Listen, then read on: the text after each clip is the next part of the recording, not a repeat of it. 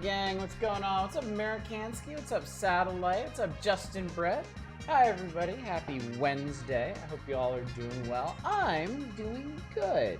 I'm actually feeling pretty good today.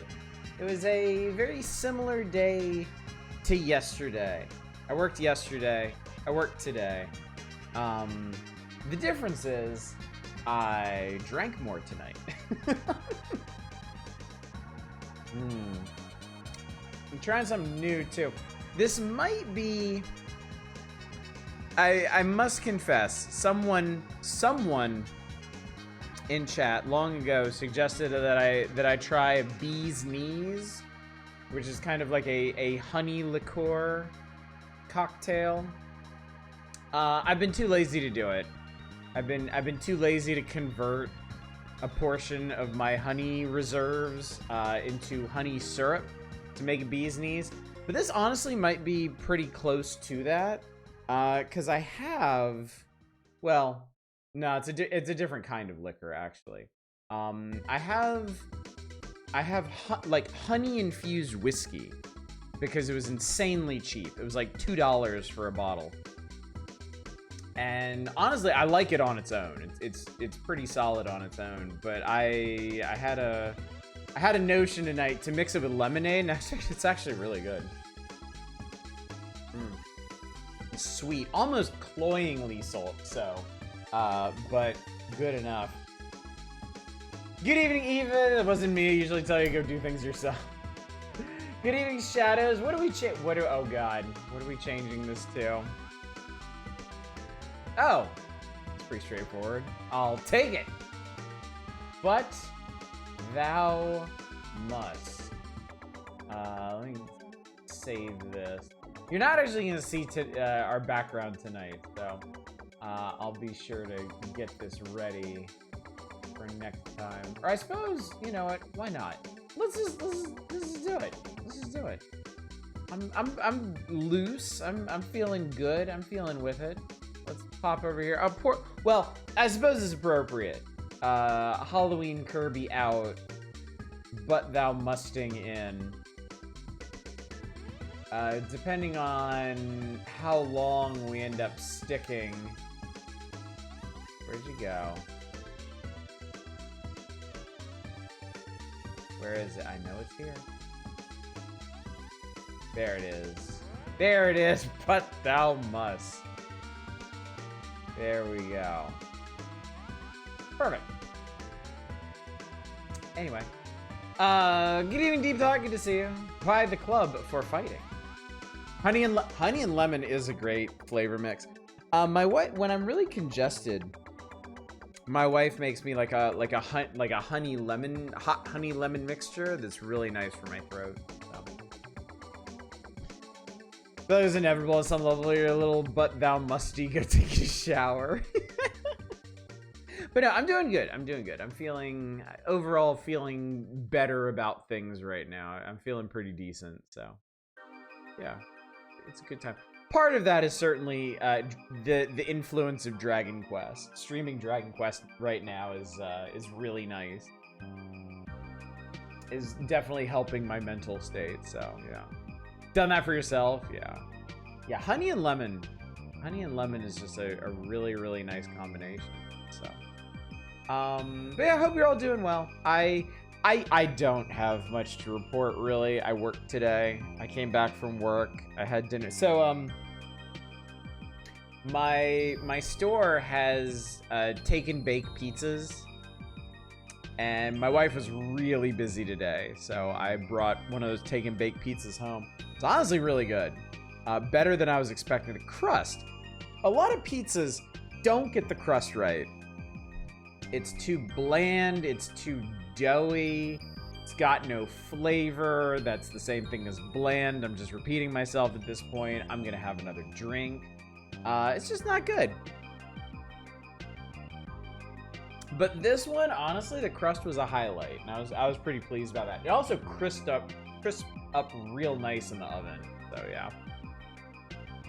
Hey Twitch, how does auto quality work? Well, when you can't maintain source quality, it'll automatically start buffering every 5 seconds while not changing quality at all. Draco's perfectly cozy. It's colorful, optimistic, cute, light mechanically. Yeah, yeah. Although I have to note, as light and fluffy and pleasant as Dragon Quest is, I couldn't help but notice the dialogue from most of the NPCs is about how much their lives suck. Like, how everyone they've ever known or loved is dead because of demons, and how miserable existence is. Wasn't expecting that much of a damper, just through dialogue, but yeah. I mean, it's not really sticking because the rest of the aesthetic is pretty light and fluffy, but weird. A weird thing. I just gave the speech just going. But yeah, let's see. I think I told y'all my my dumb Star Wars phone game is on the cusp of a massive sea change. They're upending everything in the game. They're basically building a new game out of it. And adding a whole bunch of new characters. The new characters, they did a big thing today, breaking down the new characters they're adding. They all seem really good, really cool. They're gonna boost up a bunch of existing teams in good ways. The other mobile game I've been playing a lot lately, King of Fighters AFK. It's just one of those. It's one of those AFK games where you pull teams and you shove a bunch of resources in them to make numbers get bigger and stuff. They had a big server merge, so it's one foot in the grave for that game. But that's fine. It's okay. What's up, Bulwark? DQ truly a game for the year 2025. Agreed. Works on many, many levels. So. Mario wrote a serious Ultimate RPG and Toriyama cutified it. Indeed. Indeed, Deep Thought. Good evening, Drake Nell. Good evening, Larissa Spiso. Good to see y'all. Cozy classic to wind down with. Indeed. Indeed. It is exactly what I need at the moment. Something simple and straightforward and fluffy. Playing Hedon again on the hardest difficulty setting doesn't fundamentally change the game. They do have a hard mode that changed your entire weapon setup to melee focus. Wow. Hedon seemed like a really cool game. It made me motion sick though. Something about the way it was rendering didn't treat me well, which is a shame because I was enjoying it otherwise. DQ is usually lighthearted and then there's some. I'm very sorry for this because I'm not, I didn't really grow up with Dragon Quest. I knew it as Dragon Warrior anyway. Every time I see DQ, I think Dairy Queen. That's not really the vibe that we're going for here, I don't think. This is what leads to the bad end that stars Dragon Quest Builders 1. Yeah, it is actually. It is. I see Derek you. It is, and I love that about Dragon Quest Builders. I love that the Dragon Quest Builders games basically take, like, the games that they're based off of happened, and then they kind of go to some logical or extended conclusions from there, and I love that about them. I think that's really, really cool. After a million years, I finally decided to try GZ Doom and Brutal Doom. Surprisingly fun for such an old game. I'm not a Brutal Doom guy. Never really saw the appeal in that. I mean, if you enjoy it, by all means. But I found GZ Doom to be enough to kind of spit shine the old thing and enjoy it quite a bit. I haven't forgotten, chat. Hang on.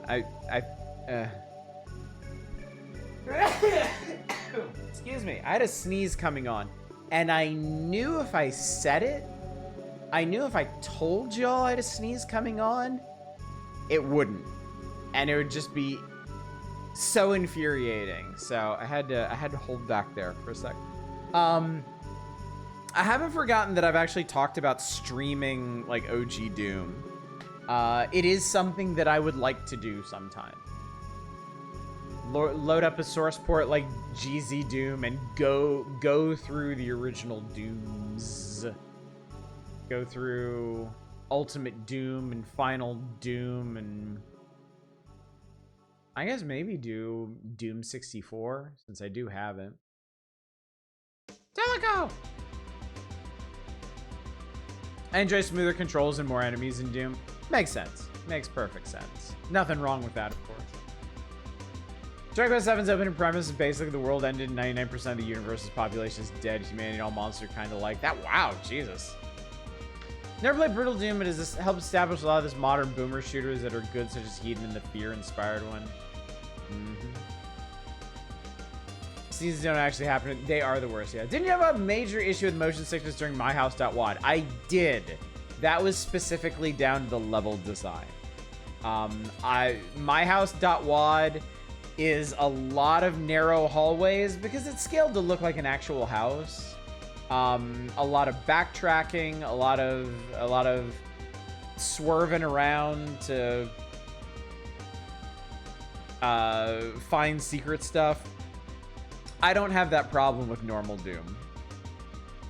So it's very much down to level design.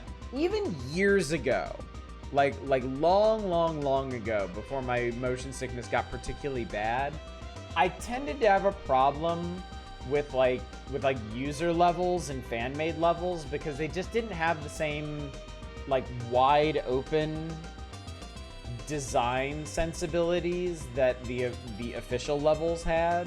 Like I remember we did years ago, we did a Duke Nukem 3D like user created level night because I have, long story short, I used to really be into making my own custom levels for Duke 3D, and I have both the official and the unofficial guides for that. And the official guide, or the unofficial, I forget which one. One of them came with a CD of user levels that had been contributed as sort of a, I don't know, in inspo or something. And I set out to do a bunch of them one night for a variety night, and it made me really sick. And it was specifically down to the level design being tight and claustrophobic and gross. Made Shatar mad at me. I got 2 shiny Pokemon back to back within 15 minutes. Aw, what's up, Fury Fighter? Good to see you. Like Brutal Doom can be a bit much. Sucker for Quake Beta 1.5. Jumping into voids and lots of teleports definitely didn't help, yeah. Yeah, Shadows, I know all about the GZ Doom thing going on, so yeah. Oh yeah, I saw that Dwarf Fortress bug. That's amazing. That's one of those, like, I mean that's seriously up there with like for sale baby shoes never worn. Like, it's amazing. I don't know if there is one you can look for motion sickness mod. Yeah, those don't really help me, honestly. I think it's neat that they're trying. I think it's neat that they have that consideration, but it doesn't help me, frankly. It's a thing about the way my brain is wired and trying to convince it that it's moving when it really isn't. The rest of my life is basically going to be an uphill battle against first-person shooters. And eventually, hopefully not anytime soon, eventually I think I'm just going to have to give up on them. So, which is sad, but it's not like there aren't literally thousands of other games out there for me to play, so can't be too torn up about it, really. That is really good. Shockingly good. Favors dwarven babies will pile their mother's bodies as a mech suit until they die of thirst because they don't know how to drink. Yeah. Incredible. Reminds me of Sims passionate having shit like Sims can no longer woohoo with other Sims on a different floor. It's that solution. Install new brain. Yeah. If only it were so simple. Yeah. I don't know. Maybe I'll live long enough to see some kind of cure for motion sickness. You never know. I assume there are still people out there doing good science things as opposed to bullshit tech bro science things, but who can say anymore? So, yeah, I wish I had more to report. I wish I had time to get back to Greedfall. I really want to be playing Greedfall. I really enjoyed what I played of it over the weekend, but honestly, What? Oh, this is from Majo Tachi no Nemuri. Seems like a horror game. Yeah, I might be consigned to playing games for fun in my own time just on the weekends. And that might be dependent on when I'm working now, so yeah, we'll see. But I gotta say, I gotta be honest before we get into it, chat, because we're gonna get into it in a sec. I'm honestly really enjoying my part-time job. It's really, really nice. It's kind of gratifying in a way that my old job wasn't.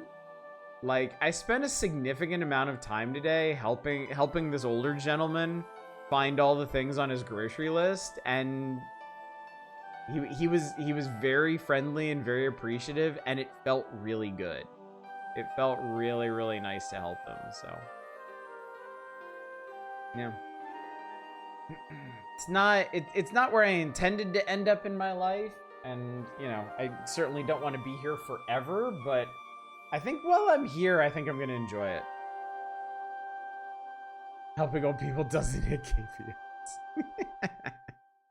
KPIs.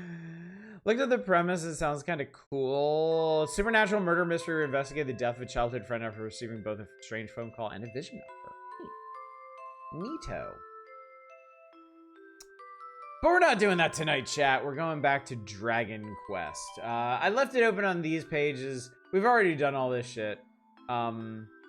You could tell from this that Nintendo Power really, really, really wanted to help American players acclimate to the whole Dragon Quest thing, because they're just breaking this down step by step. And I mean, this is all really basic stuff, but excuse me, but this is also kind of the very advent of JRPGs, so you know, checking your equipment and going out and leveling up a bit and exploring caves and stuff wasn't really, you know, it wasn't rote at that point. Fixing issues preventing all creatures from so yeah, bringing it back to a chat. I'll just give you a quick schedule reminder in so far as we may have a stable schedule. But tonight, of course, is Dragon Quest. Dragon Quest is going to be our Monday, Tuesday, Wednesday game until I've had enough of it, frankly. And that's not just Dragon Quest 1, it's the Dragon Quest series. There is a high likelihood when I finish Dragon Quest 1, I will move directly on to Dragon Quest 2. Cause that's just where my head's at the moment. Tomorrow night is going... Okay. Assuming we are streaming tomorrow night, which I think high likelihood. I think we're in good shape for that, because I'm not working tomorrow. So I should be in pretty good spirits tomorrow, I think. Assuming I stream tomorrow, we will finally be doing the Game Boy request night. And that may or may not spiral into Saturday as well. If it doesn't, we'll start the next issue of Nintendo Power, December of 1995 on Saturday. And if it does, it does. We'll see. And then Friday will be something. Good money on Master System Odyssey, but again, could be anything. And as always, I may cancel streams as necessary. If I have an emotional crash out, if I am too tired, if I end up picking up an extra shift at my job, like if I'm closing one night or something, it may happen. So I want to believe the curse is defeated. So do I. So do I. I definitely want to believe I'm in a good enough a stable enough headspace to go back to normal streaming. So. Oh, and one more note. If you did not see on Discord, I got an email today. The Analog 3D is finally ready to ship. It is supposed to ship by November 18th, and it is essentially guaranteed to ship by the end of the month. So some I would say sometime in the next month, in the next 4 to 5 weeks, I will have the I will have the analog 3D.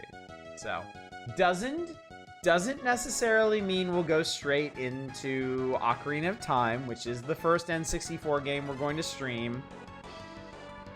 Cause loads real high.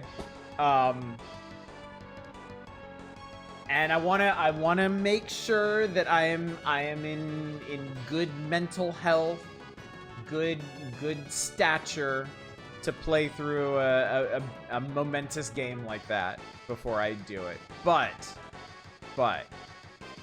important part is I'll finally have it. I mean, if I remember correctly, I ordered the Analog 3D in October of last year. I'm pretty sure that's when I ordered it. So it's been over a year. I'm just eager to have it, frankly. Quest 64 time! Again, December 3rd, that's October 64th.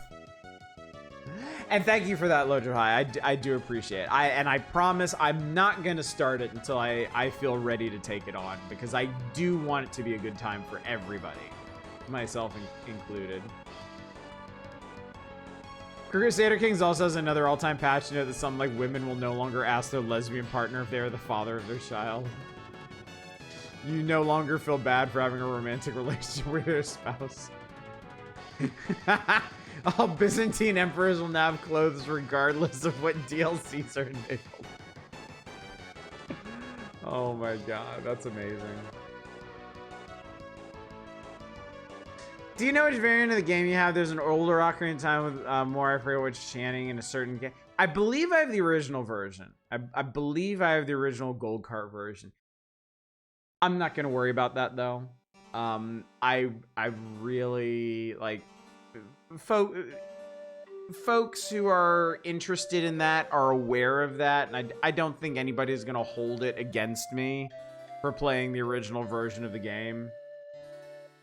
So I'm you know, if somebody would like to share an objection with me, I'll certainly field it, but I'm not concerned about it. Ms. Roy, thank you so much for the Ms. Raid. Good to see you tonight. Ms. Raid. Sims will no longer believe the toilets will increase their fun need, causing the sim to use the toilet excessively. See, that's just an opportunity for more creative sim customization. So.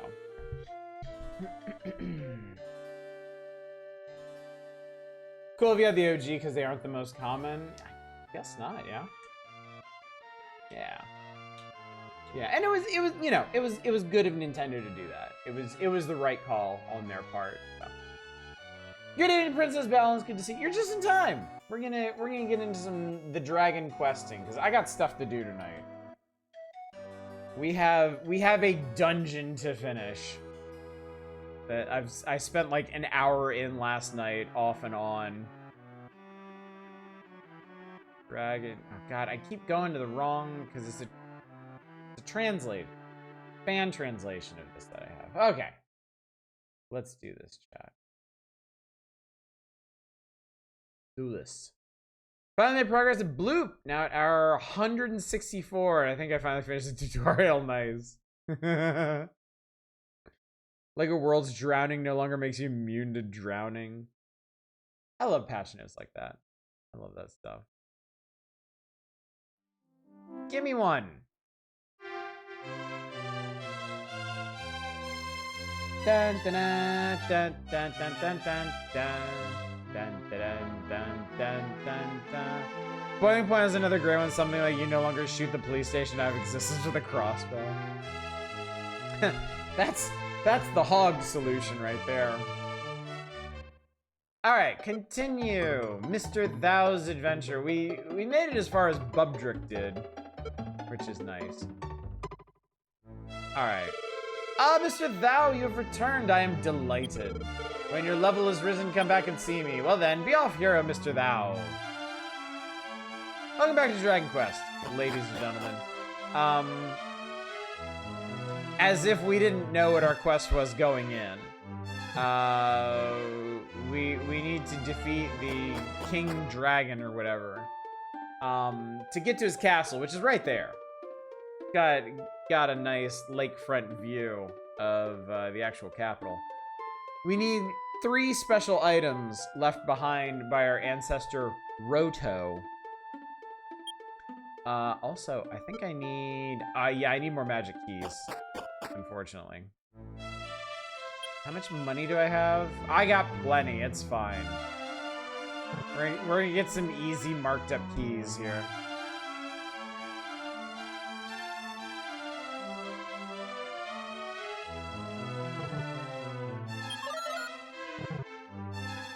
But yeah, we're gonna head up to Garai and get the silver harp.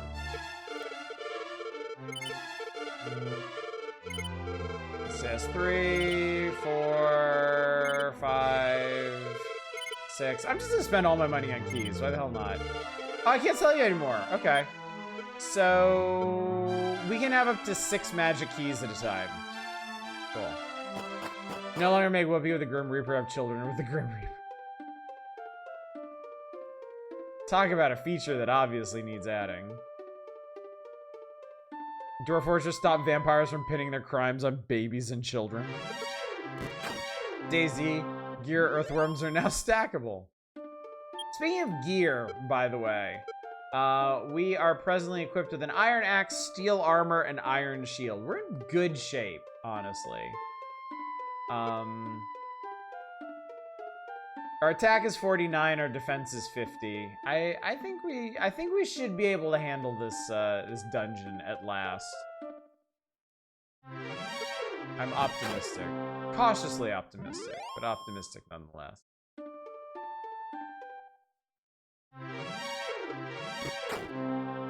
Story that was reversed, we now can, so there you go.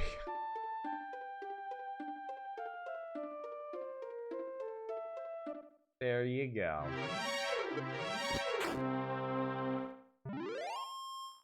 I remember Caves of Cud had some really good, good patch notes. I don't remember any of them specifically, but there's so much emergent behavior in Caves of Cud. They had some really funny ones. Even Skyrim fixed occasional issue where a guest would arrive at the player's wedding dead.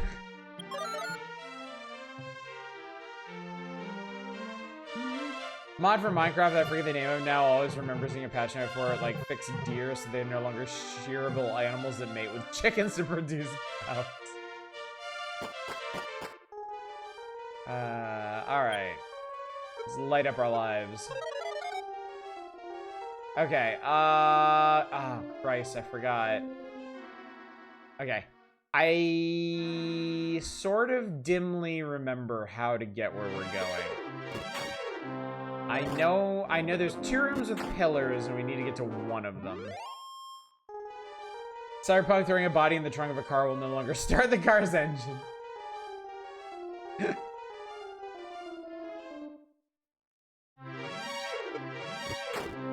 I do not like Metro Ghosts.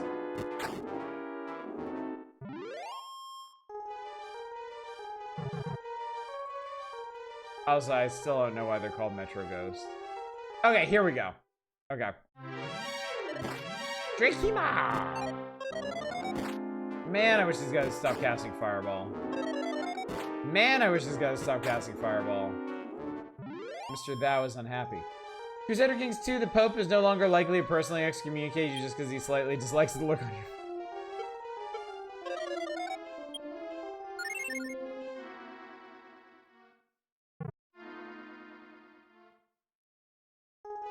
There we go. Gotta get through this big chungus door. Meanwhile, Pacific Drive, that's just how the game works.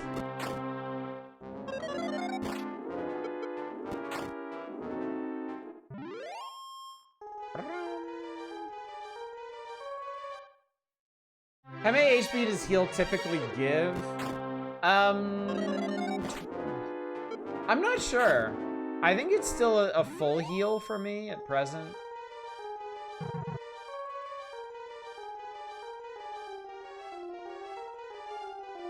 Alright, down we go. Now we are gonna do some exploring here. There are more stairs down, but I'm gonna have a little look-see around. Oh, there's several stairs down. We're gonna see if there's any treasure on this floor. Okay, wolves. This is the big test. Must I fear for my life? Why was there a number next to wizard? There's always just one dude you're fighting. That's a really good question, actually. Because yeah, there are no. Okay, 7 damage. That's not bad. Definitely cut into their damage potential.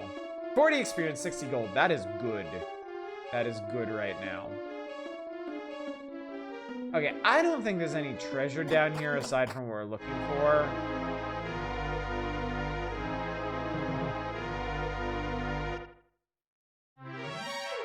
Droll Mage. 9 damage, that's pretty bad. Oh god. Woo-hoo. Shared engine with a 2 remake, maybe? We'll see. I hope so, frankly.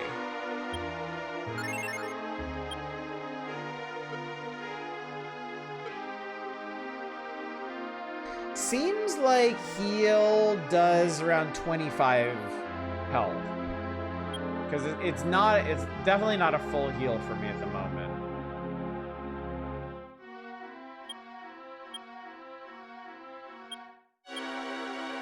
That's not very helpful. Wolf.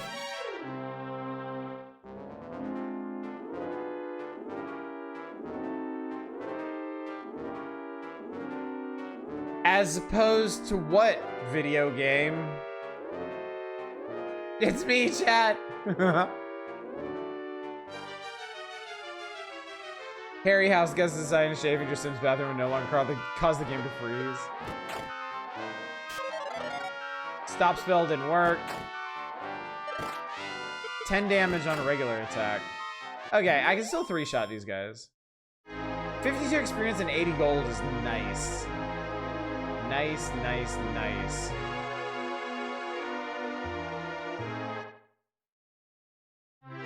Undead Knight. 15 damage, that's bad. Oh, I've been killed. That's okay, I didn't have any money anyway. Can't believe it, the Analog 3D is real. I know, isn't that crazy, F-Zero Racer? Isn't that crazy? Oh, Mr. Thou, it seems you've died. In battle. I'm not a harsh person. I will give you another chance. If you're wounded in battle, make your way back to town and seek lodging in an inn. I pray this does not happen again. Oh, I only need 82 experience. Yeah, you might as well save. It has certainly been recorded. Yes, well, I think we'll continue. I'm not that discouraged yet.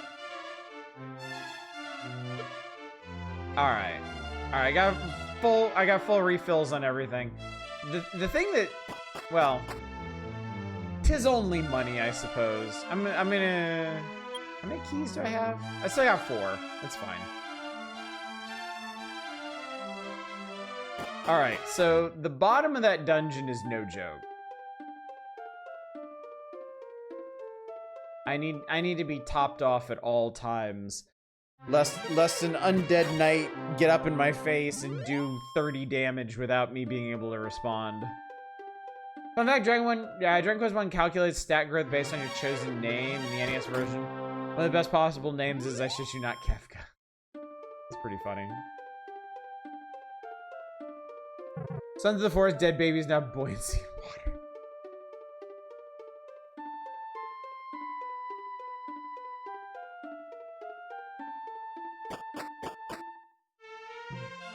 Hi, it's me. I'm back. Don't ask. These things happen.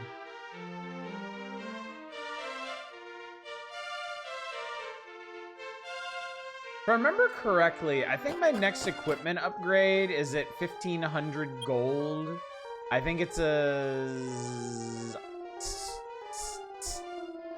iron sword or steel sword or something.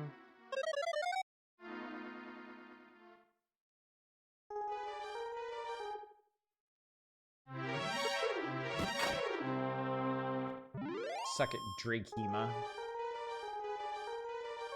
So it seems like I got somewhere around 500 gold last time I was bumming around in here. And then lost half of that, so maybe we'll be in the ballpark by the time we leave.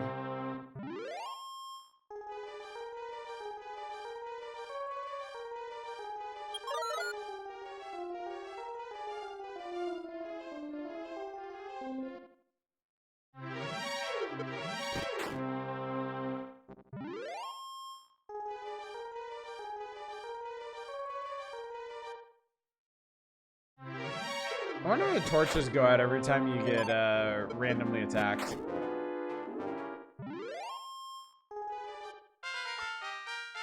Hey! Mr. That Rose level 11. Strength 5, Speed 4, Vitality 2, HP 7, MP 10, Jesus. That's awesome. Helldivers 2 divers will no longer be branded traitors for civilians willingly stepping onto landmines. Alright. Okay. So we do need to find the correct stairs down here. My guess is it's stairs down here, and then we need to get into the center of this area and get stairs back up. I belord. I belord. Missed opportunity to put scarecrows on willingly. 15. Fireball takes 10. That's fine. Dodge takes 7. Yay. Hey. Wow. 56 experience, 95 gold. I wish to grind upon the Ibelords. Also, I think we're okay for now. Yeah. Ibelord it up.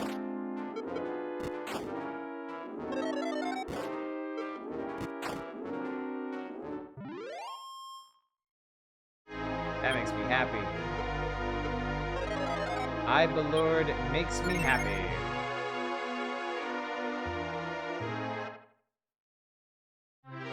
Hell Ghost. The ghost from hell. Everybody just cast Fireball, man. That's lame. Hell Ghost defeated. 47-72 is not bad. I'll not complain about that. I don't know if this is the right way or not. Ugh, don't like these guys. These guys is strong. 18 damage. Jesus. And they can go first. And they can go first. He heals himself! What a dick!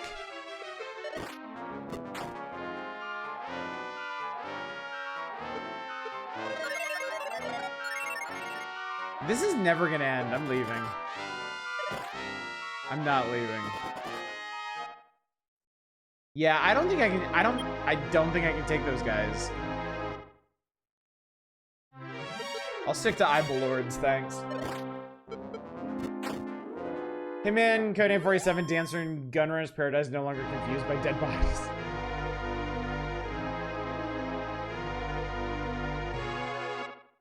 This is a much bigger dungeon than I thought. EverQuest, December 6, 2001, fixed a bug that was preventing characters from being bombed. Crusader Kings 3 can no longer mistake your infant child for a serial killer. That's just being cautious.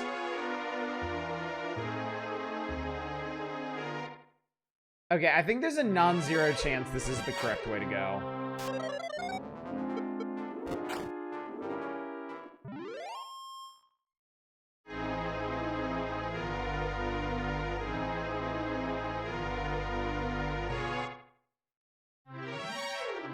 Not doing it. Not doing it. Dude, this sucks.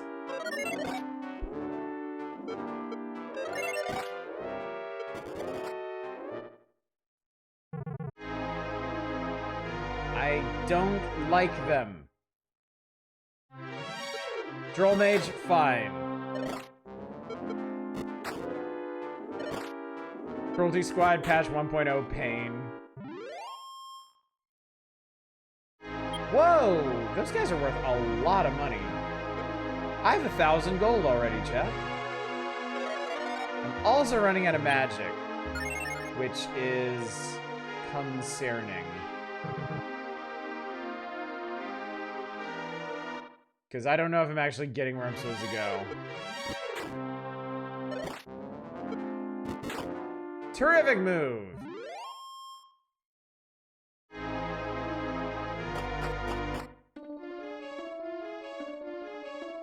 Yeah, I think I went the wrong way. Okay. That's fine.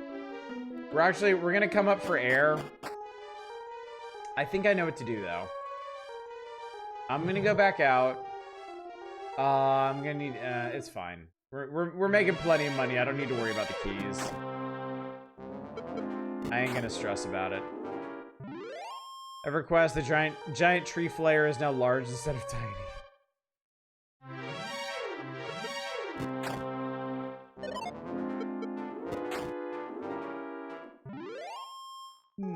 Goodbye, Droll.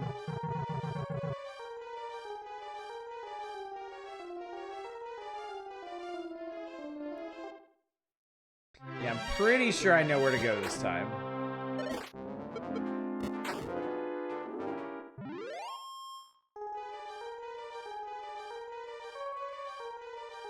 And honestly, if I don't, I got a refill on keys. I'll just look up a map.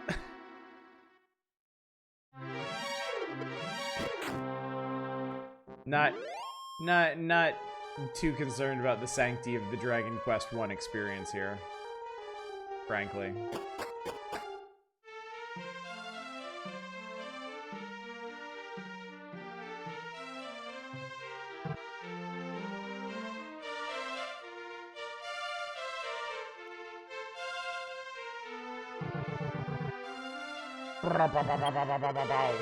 Yep, 1,200 gold so far. I guess 1,000 since I came in with like 200.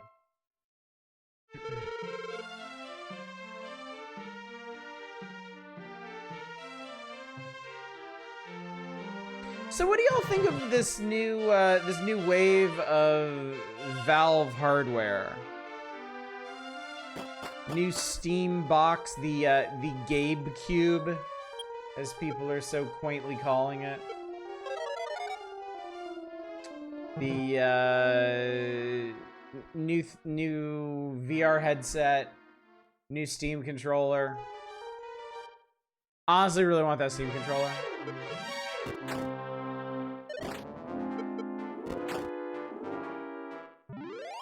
Excited, I'm all in for the VR headset and controller. Have they said how much it's gonna be? Can't afford any of it, but it looks neat. I wish I could do VR, man. I really, really wish I could. Have the GameCube isn't $1,200. I mean, it's a computer, right? It's basically a computer. I think Steam Deck can give you some hope that it won't be insanely expensive. No pricing info as of yet, okay. I saw, oh, the door stayed open, nice. I guess as long as I don't leave Garai, the doors will stay open. Can play Half-Life 3? Nothing can play Half-Life 3. It is beyond the ken of mortal man. Kezukai, do you no longer attempt to sit on yourself if you are a chair or sleep on yourself if you are a bed? You can no longer be a point of interest.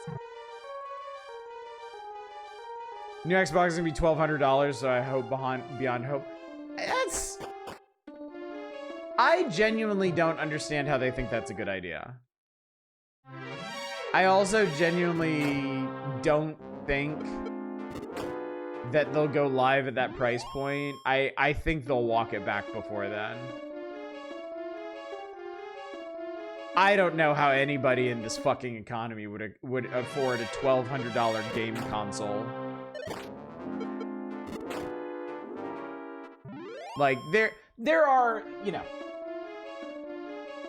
there is some truth to the idea that gamers will pay like any price for stuff, but there's also a line. Like, there is absolutely 100% a line where you're just not gonna.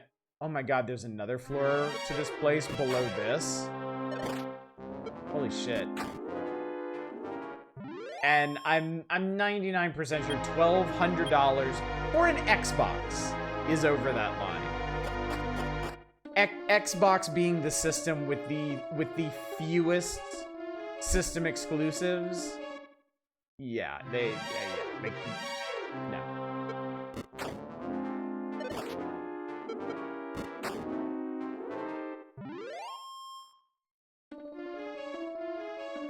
Genius marketing move. We're selling a system at $800. Nobody's interested. We're discounting our system from $1,200 to 800 mobs.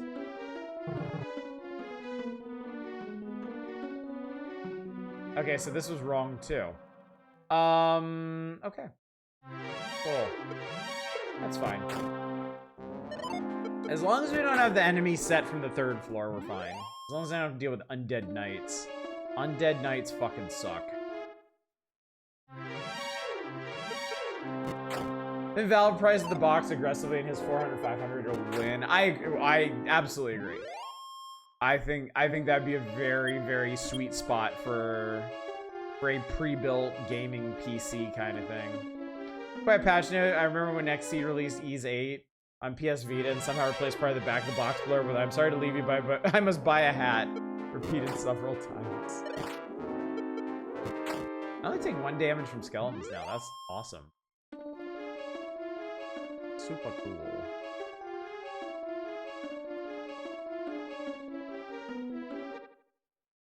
I need another way into the center of this place. And more inexplicably, it was written in French. Fix a bug that causes characters to spin with enthusiastic anger when they forget. Low-key, I think one of the funniest things in video games is when characters or NPCs have emotional reactions to just the most random, banal things like that. Alright, I like Eyeball Lords. I'm fine with Eyeball Lords. Just don't give me Undead Knights. I don't like them.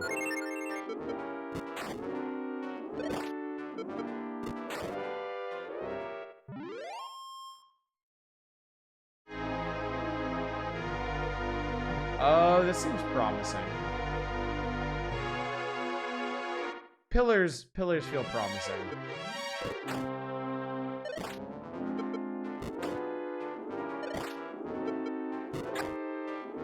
Reminds me of Sonic Adventure having Sonic's follower AI angrily spin dash in the air whenever he gets stuck in Tails' campaign.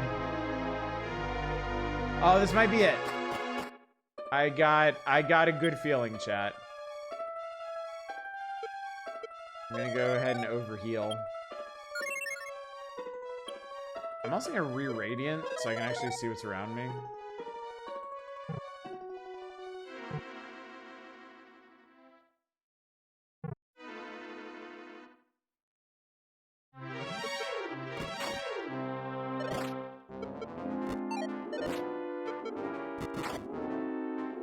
Terrific move.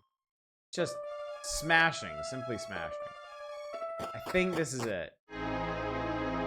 Oh, did it. What? You found the silver harp. I know, I'm as shocked as anybody.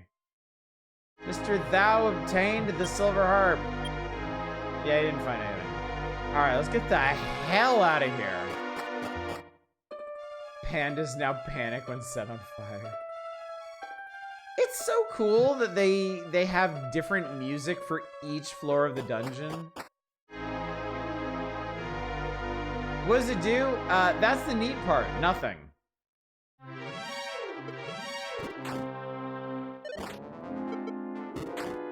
The silver harp does nothing on its own, but I'm gonna trade it for one of the... Hey! Level 12. Strength increased by 7. Speed increased by 5. Vitality increased by 3. Max HP increased by 1. Max MP increased by 8. Learned outside. That's a really nice time to learn outside. That was a really, really opportune time to learn outside. Okay, so, we're basically gonna trade the Silver Harp for one of the 3 artifacts that we need to beat the game.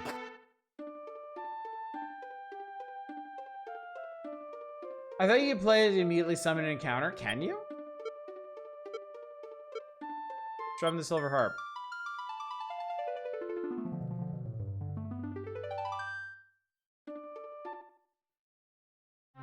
And you are correct. That I did not know. I haven't seen that about the new Steam hardware. Why do they have a goldfish following his bowl in the Steam Machine hardware lead-in?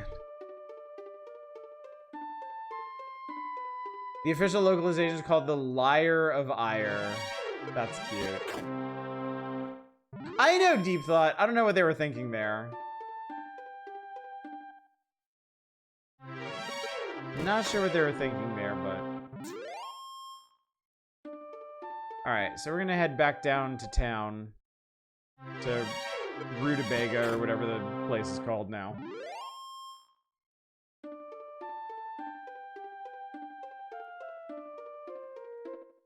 I shouldn't complain because I never really understood how to pronounce the original Western localized name. Tentagel? Tentagel? I don't know. Fix this should stop the humans giving birth to horses. Colonists will no longer write emails about dogs that they confused for humans. My god. Useful if you want a metal slime hunt. It's not worth it. One with how killing them is a crapshoot in this game in particular.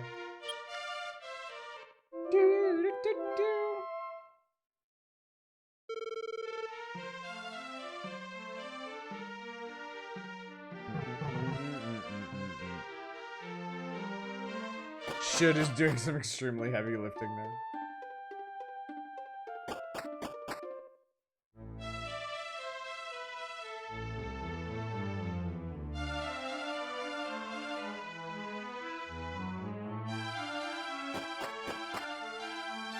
The Grim Reaper will no longer be prevented from reaping souls due to band affiliation. Love it. Mr. Thou, you've returned. I'm delighted. To reach the next level, you need 1,475 experience. Please record my journey in the Imperial Scrolls of Honor. And I would like to continue my journey. Thank you. Question for Oddish in chat. What's the funniest bug you've had in a game? That's a good question. Funniest bug I've had in a game.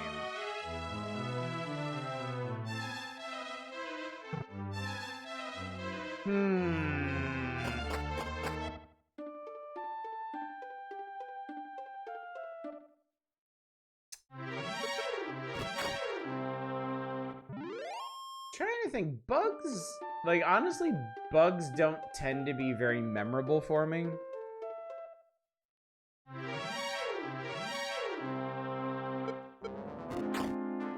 I always liked I like ragdoll bugs.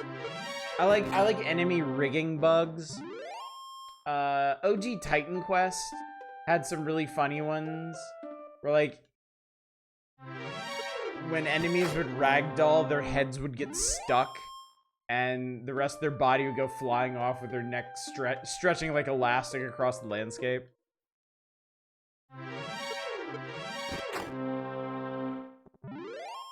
You cannot confide in friends you do not have. That sounds like a Zen koan, really. Just Cause 2, I used a leaf blower on top of a limo, which caused the limo to shoot in the sky, and my character got pushed into a wall, and only his ragdolly legs sticked out of the wall as he died.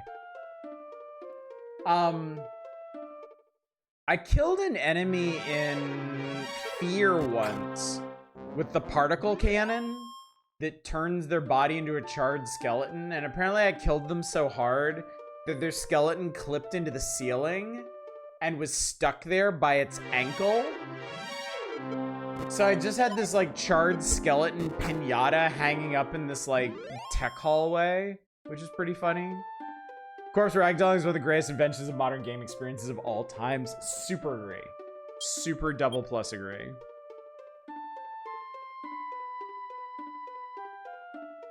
I had another one in mind and I just lost it. It wasn't really mine, but I remember when my roommate was playing GTA 4, he kind of burned out on the game. Like he beat the story in it, but it was, you know, it's kind of a lot. He found there's a swing set. There's a children's swing set in GTA 4 that is like wildly, hilariously bugged out.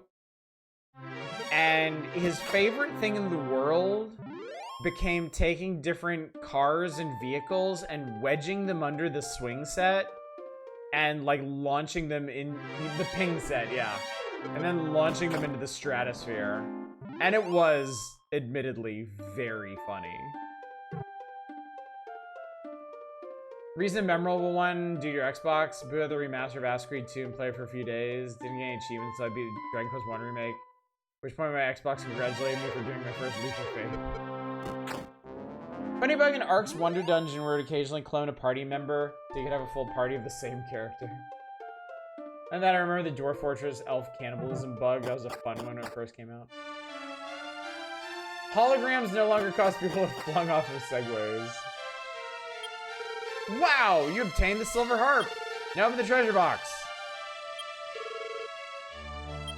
Mr. Out of the treasure chest. What? You found the rain cloud staff.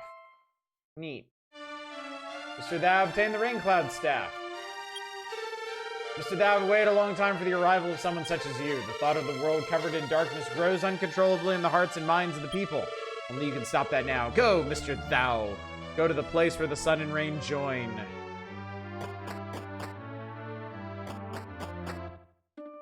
Also, okay. I do see why your shrine is in the field.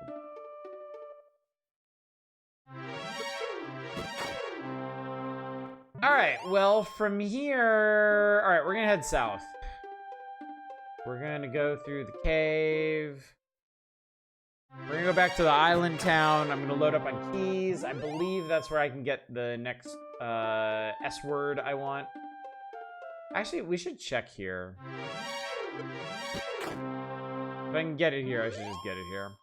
One time I attempted to use an infinite life cheat on the original Dead or Alive with the Game Shark at work. I got some of the numbers wrong, and all female characters' breasts were moving wildly across the screen. You sure that wasn't working as intended? Just saying. Should no longer be able to put your fist in your offhand, causing various problems. Yep, nope, don't want any of this. Please come again. I am never coming again. You have nothing I want. When I with GOG was looking up SimCity 2000, somehow getting redirected, Jenny's dong has gotta go.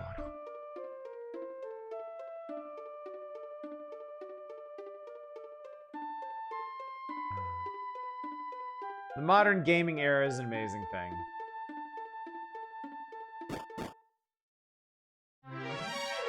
Ew, there's like purple stuff all over the ground.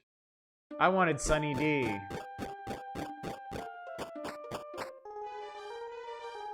Alright, cave.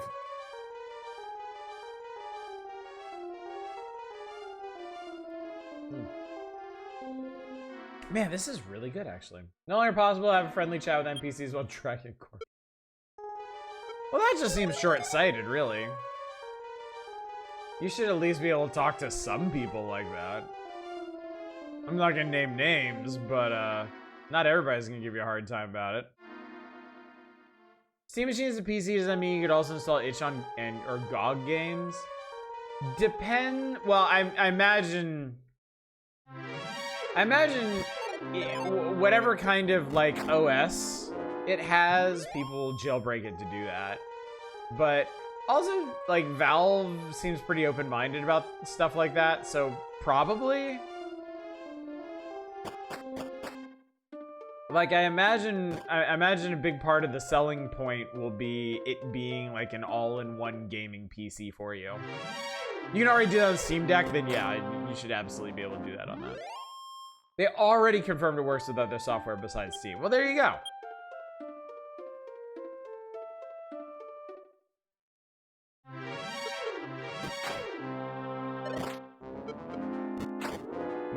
My cynical ass has nothing on Valve. You just install it out of the Steam launcher and go back to big picture mode. It's cool.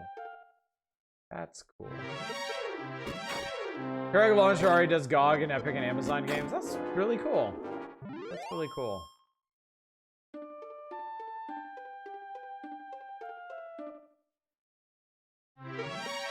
It's nice to see an ongoing effort to, like, de-balkanize everything. Because that really has been one of the major drawbacks of the modern streaming era. Like, everything is super, super accessible, but at the same time gets kind of locked down to its own ecosystem.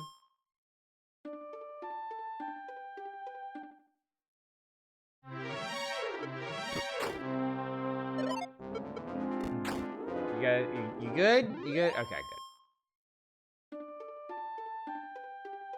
Alright, let's get us a new sword. Bunch more keys.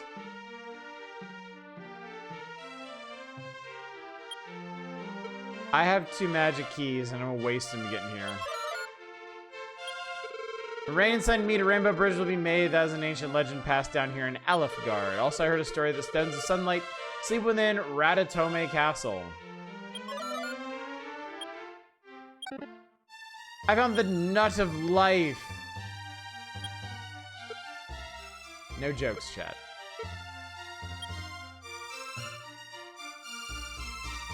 Valve has no need to steer its users towards Steam on account of its Steam. That's a very good point. You are right about that.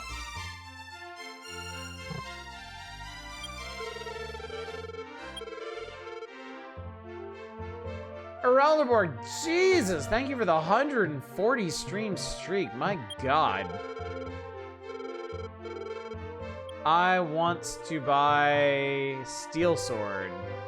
5 more attack points, I'll take it.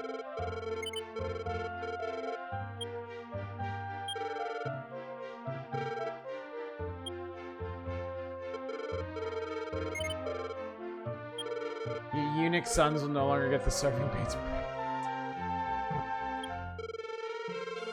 Oh yeah, this is the item guy. But I didn't buy anything.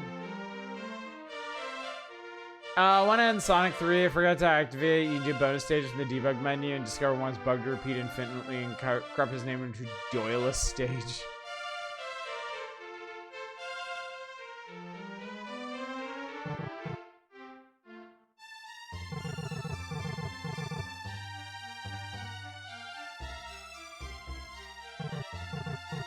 Oh yeah, I gotta go around the outside for this. What a shitty place to build your shop, bro.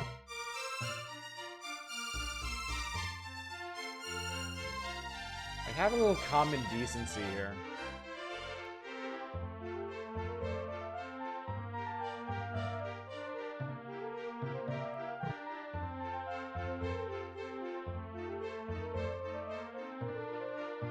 I think I almost wandered out of the area.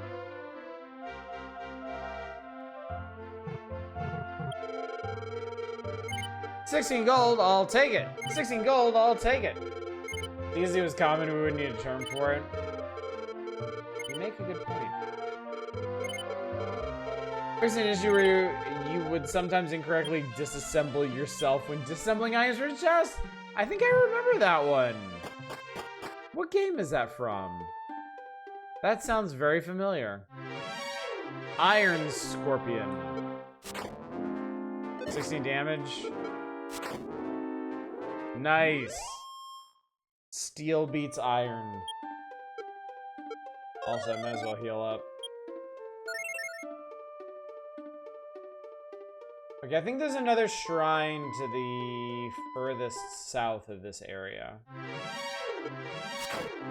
On that game, apparently, according to American testers, when they were testing the bonus levels, they learned that Japanese devs innocently rendered the tutorial text for Blue Sphere as "Get Blue Balls." Adorable. Oh god, we're gonna cross another bridge. Ah, wolf mammals, no! Scary, scary wolf mammals. Yep, there it is. Undead. I wonder if this is an in-between skeleton and undead knight. Seems like it. In that I could defeat him, and I could not defeat an undead knight. Chimera! These things are so goofy looking, man. But like in a fairly creepy way.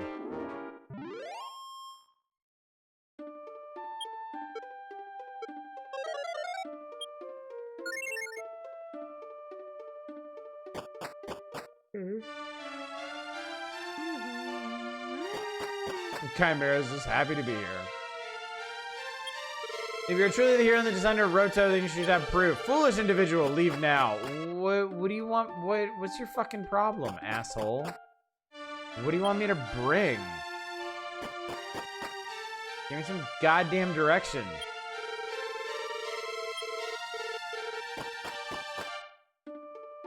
Localization's a dangerous business. Well, that guy's an asshole, and I don't like him.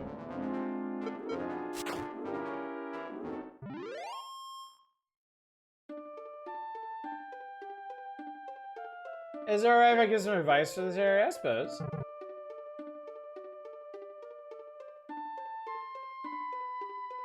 Patch notes summary on a TTRPG invulnerability. Choose a source of damage such as toxic fire or electricity.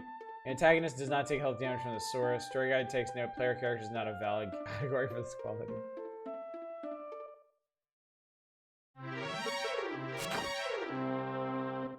Splat. I one-shotted him. Go me.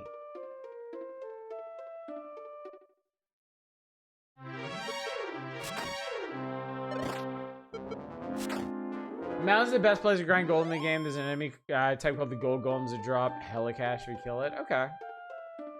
I'll keep that in mind if there's anything I really need to, like, grind up.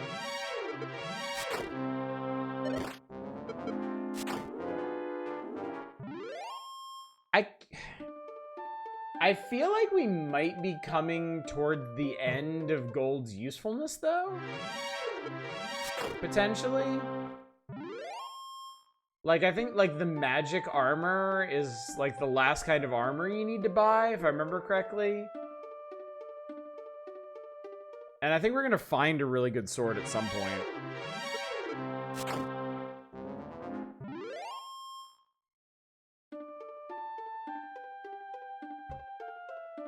We need to buy 100 keys. I can't buy 100 keys. I literally can't. They won't let me. Glad to provide a few laughs. Love you. I appreciate Drake. No, that was actually really funny. That was a pretty good time. I appreciate it. Alright, so I think we've explored all we can here. I think I need to go back to Rotoscope. And I think I'm supposed to head west out of there or something?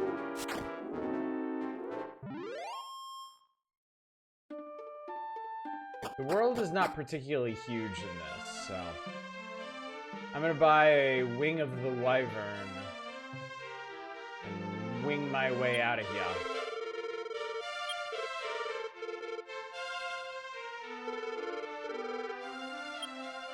Wing of the Chimera, excuse me. I think it's Wing of the Wyvern in the original, localization. In the Dragon Warrior localization. I guess I really like W words. Whoa, words.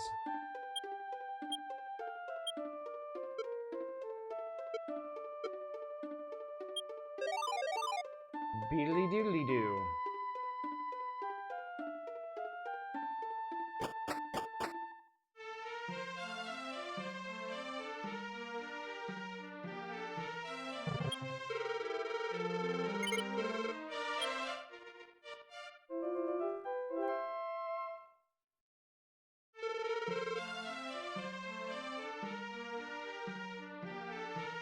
Honestly, coding games is a really funny glitch where you can sequence break the fuck out of a game. The devs accidentally flagged a plot gate to a late game area as pushable. Whoops! Oh, that's funny.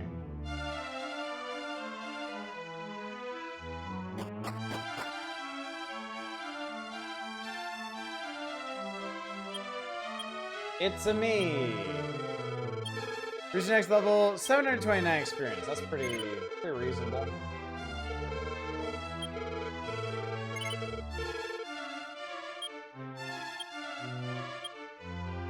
Level 12. Y'all could have beaten this game. What level were you when you beat it?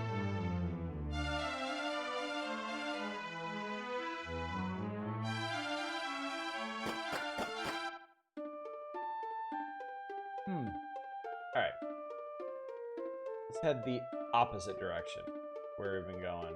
Alright, I see a cave there. Obvi.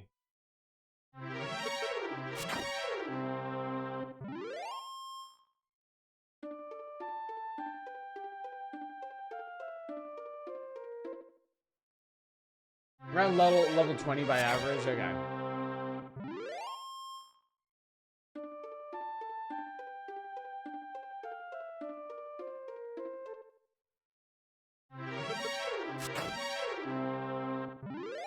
Depending on your name, stat growth could be 16 to 20. Imagine speedrunners have techniques for beating this game at really low levels, yeah. Are there any, like, do y'all know if there's any, like, challenge runs where people beat this game at, like, level 1 or something? I don't even know how that would work. I don't think you have enough options in this game in terms of well, you gain spells by gaining levels. You gain money by killing enemies, so I have to assume it's pretty much impossible. Your options are so limited this game, you kind of have to play it the intended way. That being said, I'm sure there's ways to do, like, relatively low-level runs in it.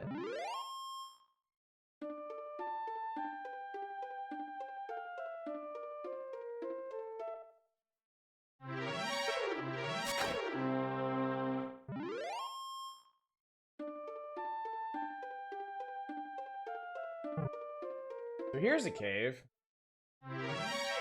Considering the enemies outside, I feel like maybe I should have ended up here sooner. I'll find out. It's ridiculously easy to RNG manipulate the game's version. That's how. Makes sense.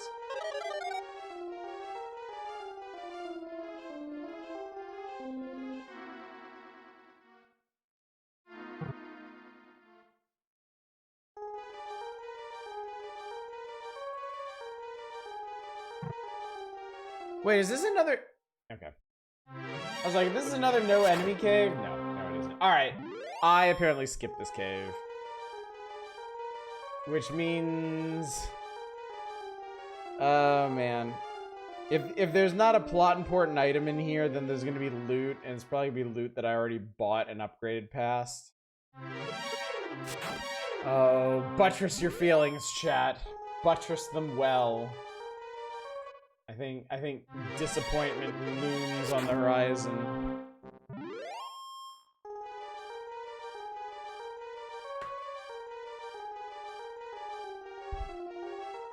On the bright side, we're just gonna absolutely curb stomp everything that's in here, so.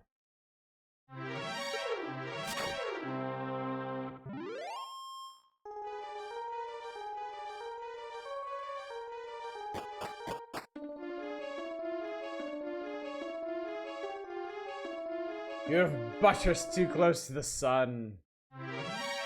Oh no, a Metro Ghost. Cheetos, thank you for the 10-stream streak, but thou must. But thou must plow right through these under-leveled monsters.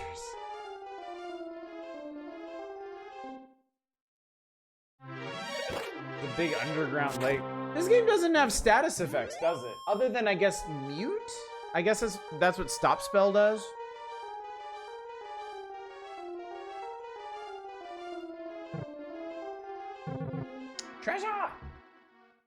What's your pleasure?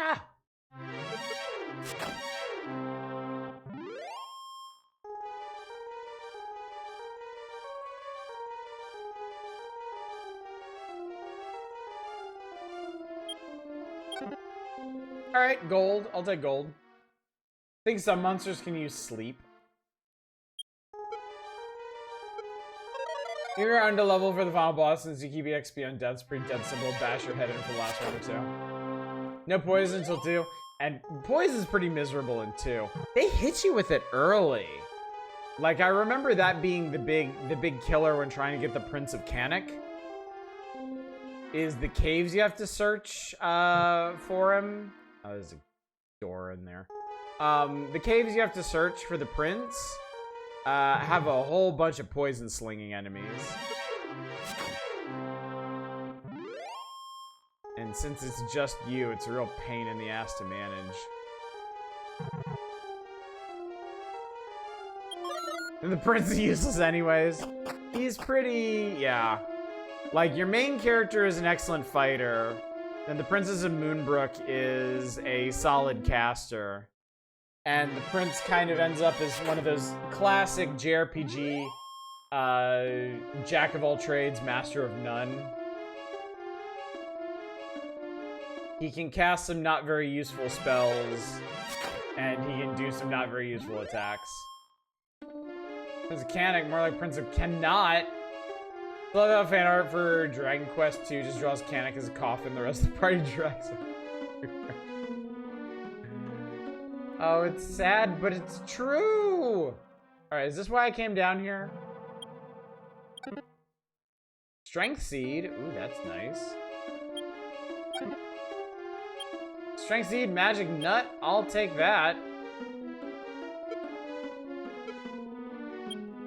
Strength increased by 2. That's pretty sad, honestly. Maximum MP by 4? Sure. Is there something in this cave that I need? Or is this just like a random loot cave? Oh, no, that looks important. Wherever the hell that is, that looks important. Maybe they added some good abilities for him in the 2D HD. This game's really gonna open up once you get the rest of your party members. Warrior's Ring. I bet that's important. Is this what that asshole on the southeastern peninsula wanted to say?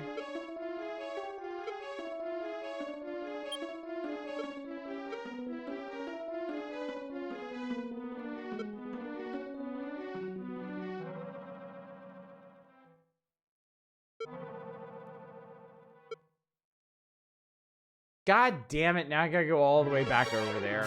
Well, actually, I don't. Actually, I don't. Because I know he's gonna give me the second mythical item or whatever the fuck. So I could go ahead and get the third item. And then, because oh look, it's an iron shield. So yeah, there was an item in here that I was gonna, okay, whatever. Who cares? I'm getting out of here. Outside me. This cave is optional? You don't need the warrior ring? That's not the thing to show to that guy down in the place?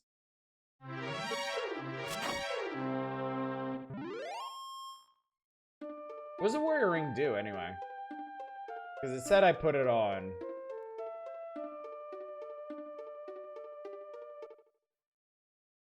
It's the only optional one in the entire game. Wow. Okay.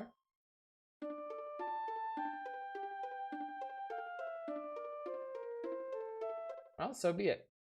Warrior's Ring does nothing impressive due to Rindaldar. It's a gold man!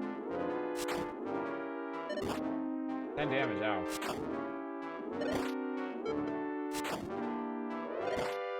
Gold man has a lot of hit points. Whew.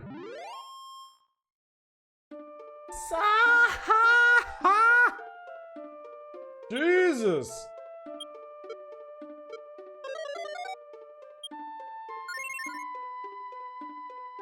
There's also a choker. Holy shit, don't equip it if you find it. Is it like cursed? I know it was useless in NES, but really that wasn't just a bug, it's just straight nothing.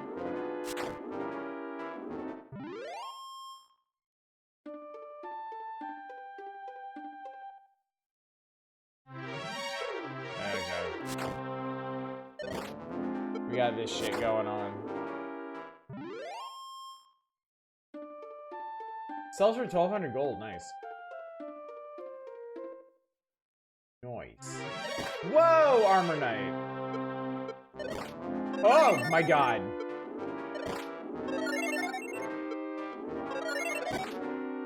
Can I put him to sleep, please? It didn't work.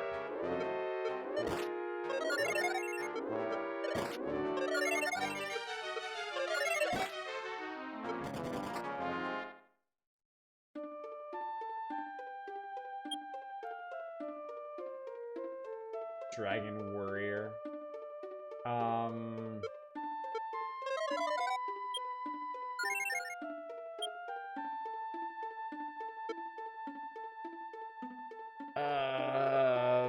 Shit.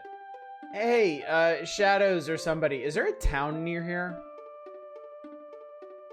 I am fairly unfamiliar with the layout of the world in this game. And I'm a little concerned about running into another one of those guys.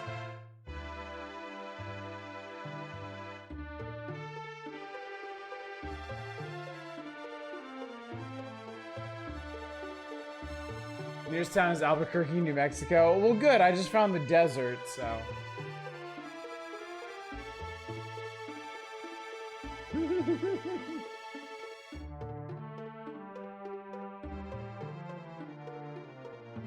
Oh, town. Wait, no, that one's probably. Uh-oh. I think that's the destroyed one.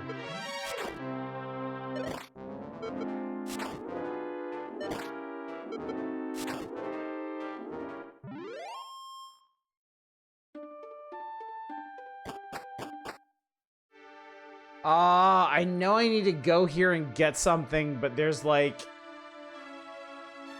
an axe knight here that'll fuck me up if I try.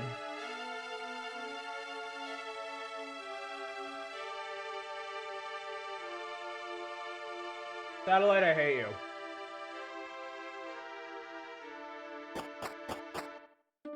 All right, we got to go home. I'm not prepared for this.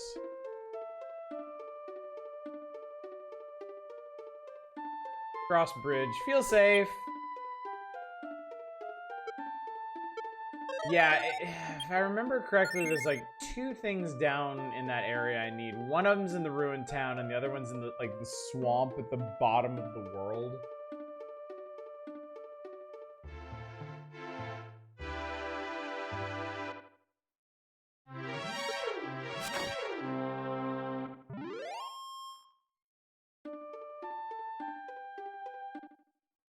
And now I'm paranoid because I got so much money. I don't really want to push it because I want that magic armor. I feel like the bridge is always equate to enemy strength in this game. I do too. It is admittedly a very video gamey way to handle it, but I like that. Never pay attention to how it works in the sequel. It doesn't really. Cause the first big chunk of the game is on its own continent, and which doesn't really have bridges. It's you chasing the Prince of Canuck around. And I think different parts of the continent have different enemies. Like the center part has like your basic slimes and slugs and stuff. And then the outer edges of it have like the soldier ants and stuff. And then you cross over to the main continent, where your main concern is tracking down the Princess of Moonbrook. And again, it's not really... There are bridges, but the bridges are actually used for a puzzle. Instead of like, dividing the world in terms of difficulty. And then after that, you get a boat and all bets are off.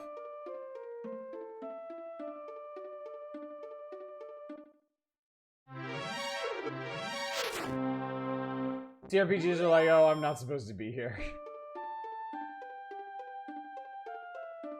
I think it'd be a nice thing. I think it'd be a nice thing for RPGs to go back to. Like, signposting dangerous shit. I think all the bridges are actually a Death Stranding metaphor.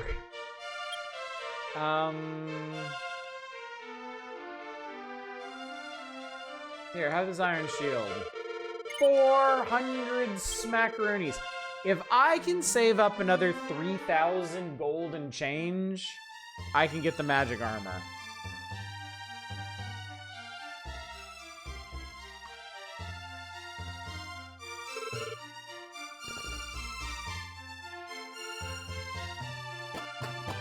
Which I kind of feel like I need to get through this next bit. That evil knight dude was fucking scary. Oh, I need to spend the night. Say in some later Dragon Quest games, Curse Gear can actually be pretty useful instead of Beginner's Trap. It's more of a heavy risk, heavy reward thing. That's cool. 3 gold stayed in. Can you imagine, chat? The Motel 6 of Dragon Quest.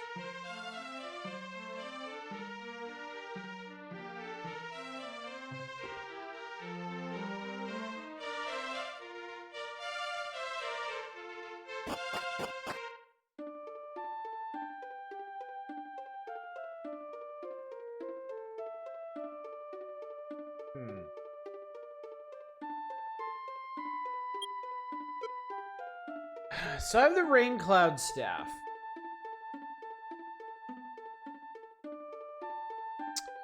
I know the Sunstones are in Rotoscope right here. I just haven't bothered to find them yet. And then I need something. Okay. Okay, correct me if I'm wrong here. At the destroyed town, there's the item that I need to show to the guy at the shrine to the far south to get the... I forget what the third item is.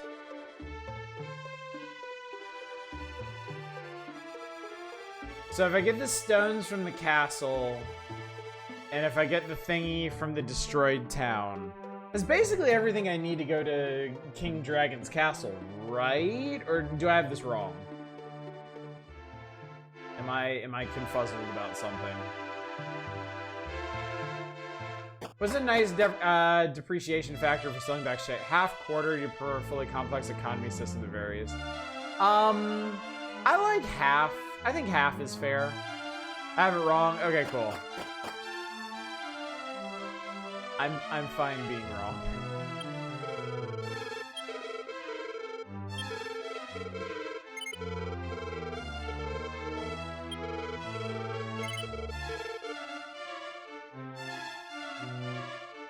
It was actually mandatory. There are at least a couple other things you should do.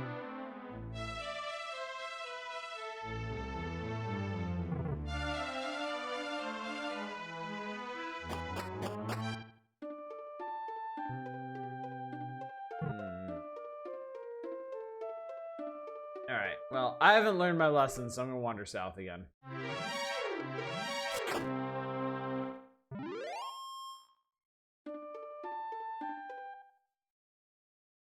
Because while those knights are very scary, I do need the experience.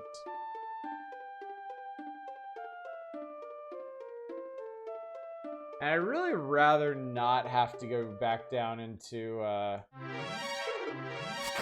that cave underneath Garai just to level up. So that probably would be like the most reasonable thing to do.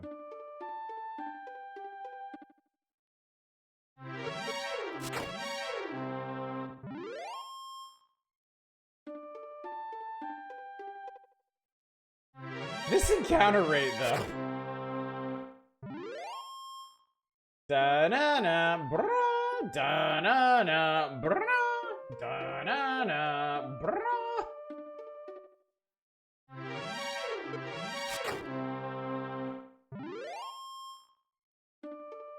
As I was saying.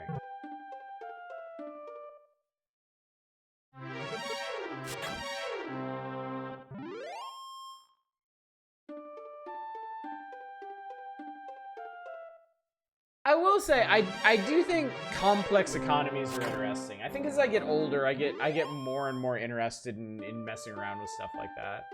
I actually really liked when we did Slime Rancher. I liked that Slime Rancher had a dynamic economy for plorts. So glad the later games don't loop the area music after fights. Brother Fire 2 says hi.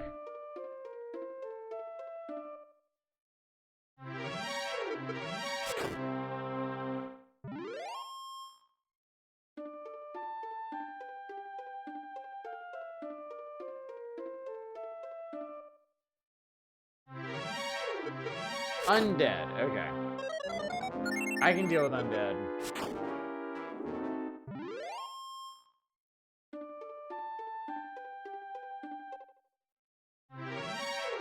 Chimeras I can deal with.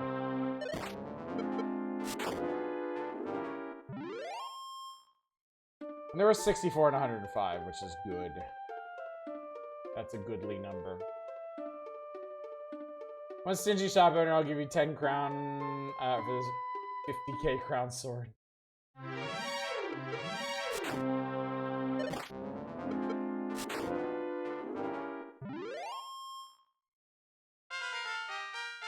Hey! Level 13, strength increased by 3, speed increased by 8, vitality increased by 4, HP by 7, MP by 6, learned return. Ooh.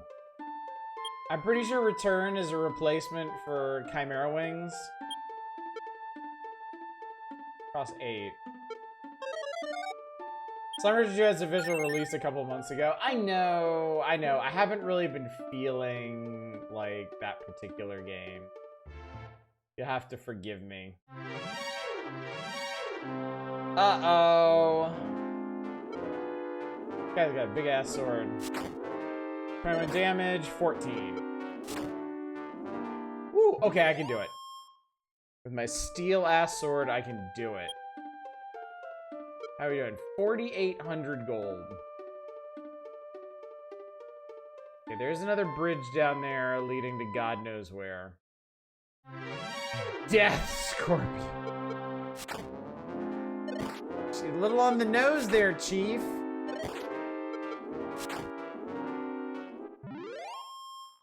Little on the nose there.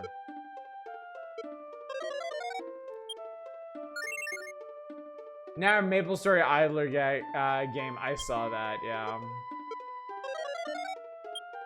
I don't think it's a bad idea. I think Maple Story is well suited to that sort of game. What the hell? Shadow Knight? 20 damage. Oh, okay. Ow! Woo! That's a spicy meatball. Oh, we're getting lots of money, though. Oh, we're getting lots of money. Just gotta hang in there. Just gotta keep the faith. My max HP is 75. Okay, I'm gonna go around. I've got the magic. I'm gonna go around. I'm gonna go around at max health. Magic Chimera.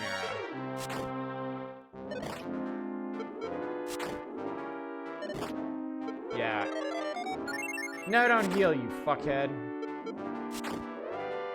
There we go.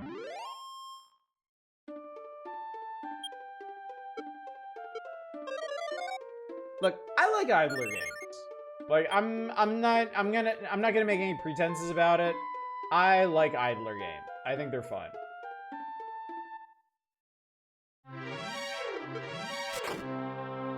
But I mean, I've had years of, ow.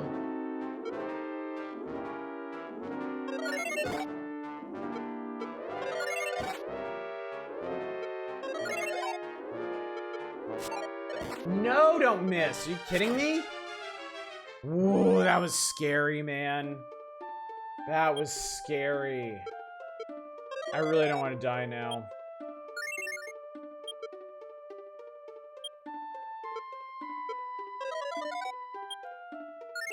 Yeah, I mean, years of playing phone games. I like... Oh my god, there's another bridge.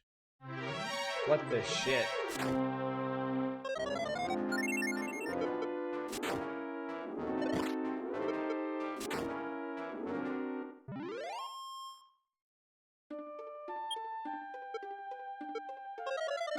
Like I've said before, I don't really want to do anything of any importance, anything of any note on my phone. No, I don't want to sleep. Terrific move. Nice, one shot. I like having games where it's just I push some buttons and numbers get bigger. Like I'm here for the Skinner box. I make no bones about it. I like it.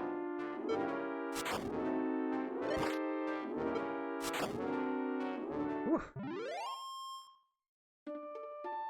So I can do all this. All of this is technically doable.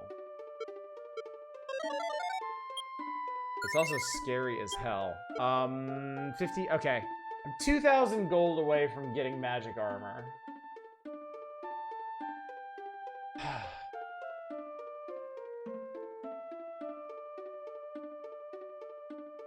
Also, there's some funky looking stuff up there. I'm gonna go back.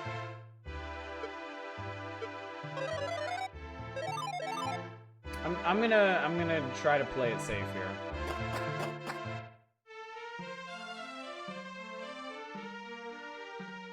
Because I really do want that magic armor.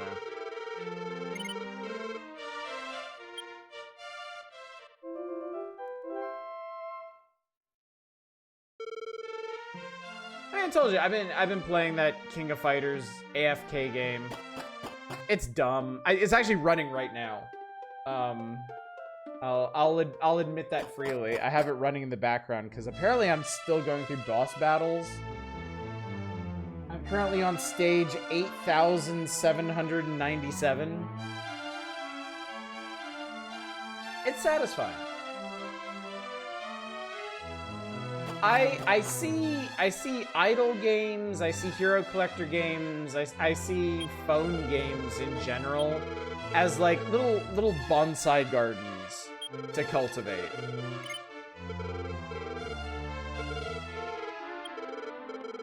Like it's very satisfying to me to log into them for a couple minutes every day and do some things and use my resources and make plans for future characters and stuff and see it grow and blossom into something greater. I mean, honestly, I can make it sound as eloquent as you want, but it's I just like number get bigger. And I won't try to hide it.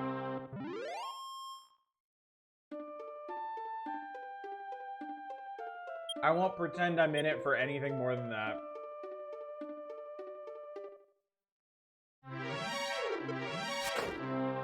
You know, it's very satisfying to me, having played that dumb Star Wars phone game for I think 6 years now, to have an endgame account.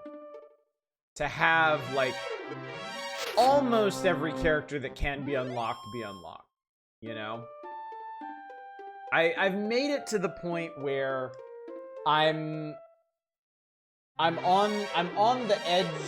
I'm on the very edge of content you can get while still being free to play. You know? I'm just a couple months behind the people that wail on stuff. So whenever they introduce a fancy new, like, legendary character or whatever, I wait a couple months, I get it, and then I'm totally caught up and I can do whatever silly bullshit I want with the rest of my... That's what I love. This is... I don't know. This feels like something that's very specific to modern, like, mobile and free-to-play games. And I don't know that it's necessarily healthy, but it's something that I genuinely like. Is when you start out, you have nothing. You suck, right?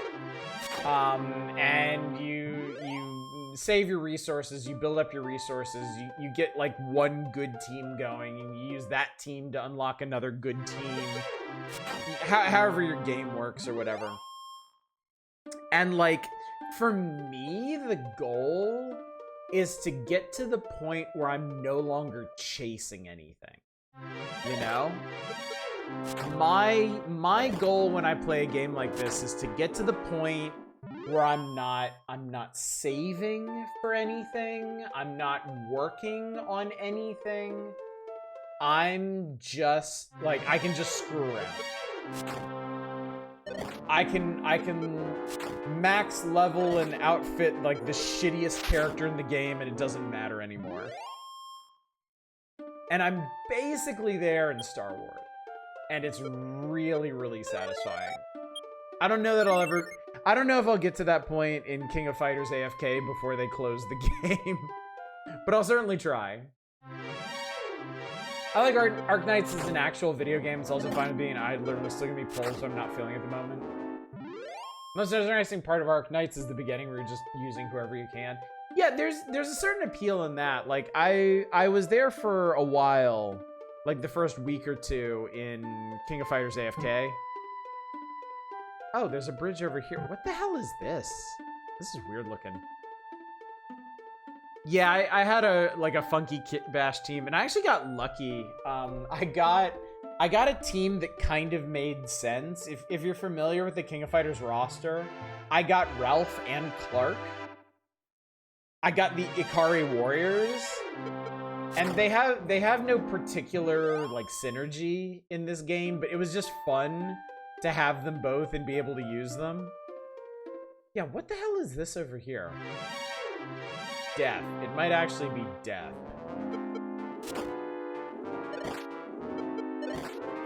Oh, I might be screwed. I might be about to reset this shit. Oh!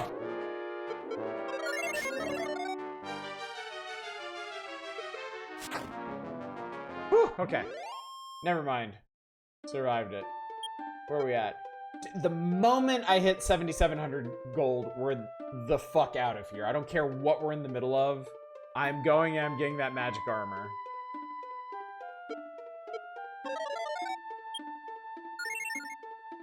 But yeah, I had like the Ikari Warriors and Blue Mary and I forget who else.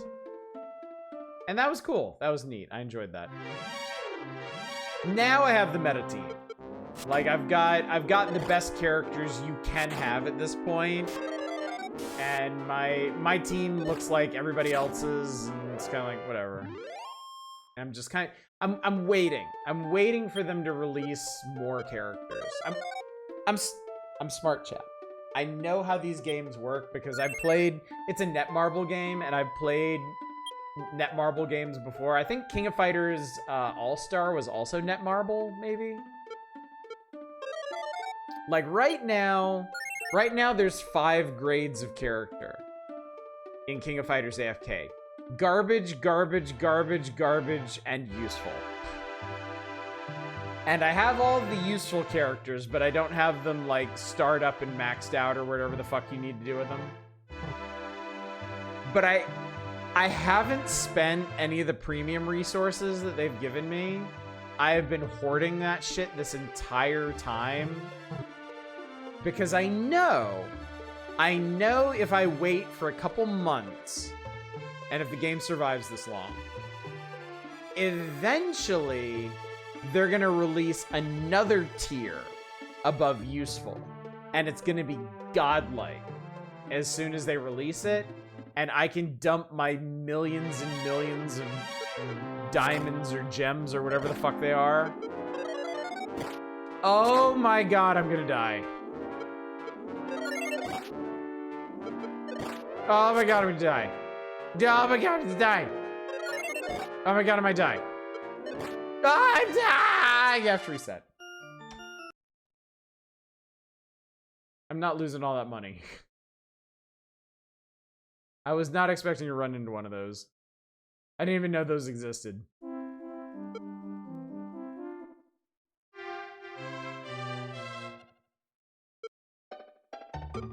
Being on top of the meta is great. You don't gotta care about pulling anyone with your faves anymore. Yeah. Yeah. Well, I mean, that's a big reason why Star Wars is the only hero collector game I stick with, is because it doesn't do banners, really. It does when new characters first come out, but after a couple months, they make them farmable, and you just farm them up and that's it. As long as you're satisfied with being like 3 months behind the absolute cutting edge of teams, and it really doesn't matter because the game's like a decade old at this point, and like the competitive scene is really just like 24 sweaty tryhards and then everybody else.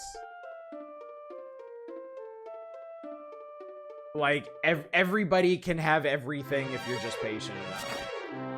And I like that.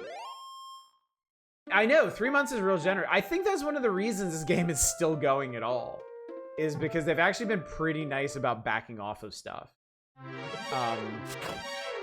Yeah, characters, yeah, literally metaphorically sweaty. Yeah, characters go farmable 3 months after their initial cash release. And they're fully accessible and upgradable. It takes another like month and a half, 2 months to get them farmed up completely. But at that point, I mean, if you've been keeping up with characters and stuff, you'll have all the gear and stuff to take them straight up.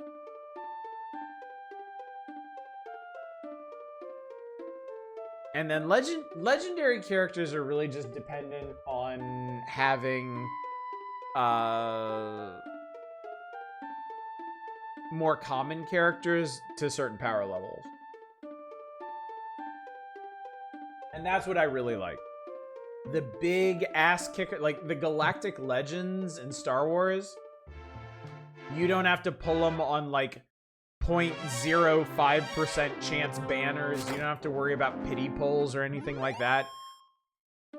You get the new characters, and you get them and a bunch of the old characters up to a prescribed strength level, and you get access to the event that unlocks the new character. It's great. And it's really kind of ruined me for other hero collectors, because everything else does banners. And I like, if I'm enjoying the game, if I'm interested in the characters and I'm enjoying the game, I can stick with that for a while, but eventually I just burn out on banners. Eventually it just kills me. MiHoYo's taking Animal Crossing, looks really fun. I'm not sure I've seen that. Killer Wolf? How bad is this gonna be? Bad. Don't do that. Don't go there. Okay, I need magic armor. I need magic armor and possibly an additional level or two.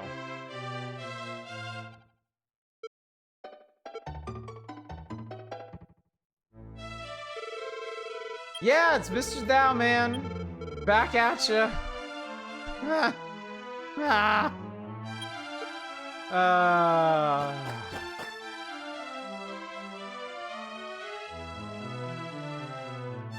You poo-pooed Goldman farming. This is what you...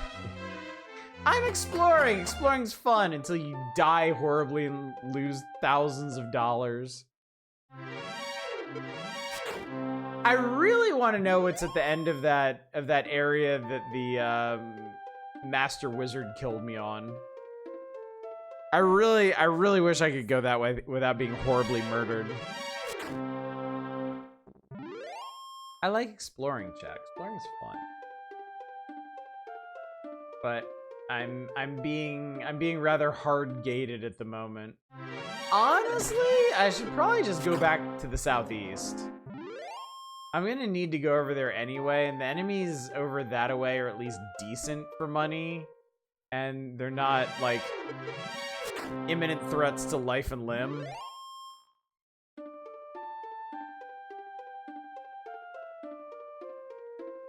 But I'm a stubborn idiot, chat. You know this. You wouldn't be watching if I wasn't. So let's do as we gon' do. No! Too real. It's too close to home. I apologize for nothing.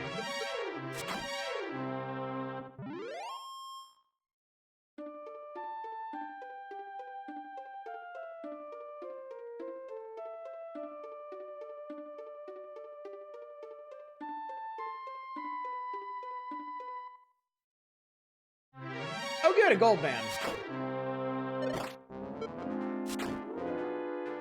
Goldman. Dogs of the AMS.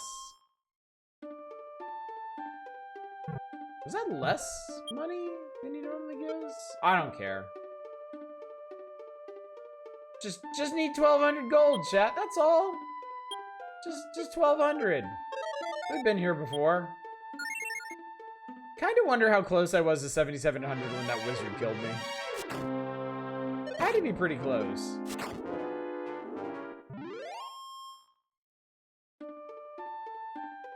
Dogs of the AMS, time they made their move, I think is his line. Sell black market herbs.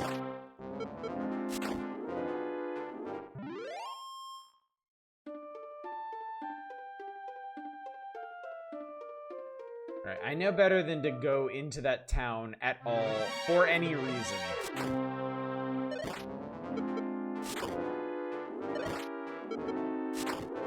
I only remember suffer as G did. There are a lot of amazing lines in that game. Like, just some legendarily bad voice acting. Really impressive shit. Ow! Fuckhead. I think I need to stay around here. I think this is the sweet spot. I'm gonna make about 100 gold off of every enemy I fight, and as long as my health is topped off, I don't think anybody's gonna kill me. That bridge. I should not cross that bridge. Armor Knight is, I think, the absolute limit of what I can do at this point.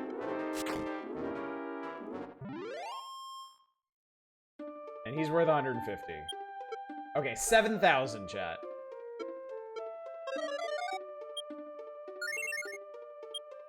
Let us endeavor not to fuck this up.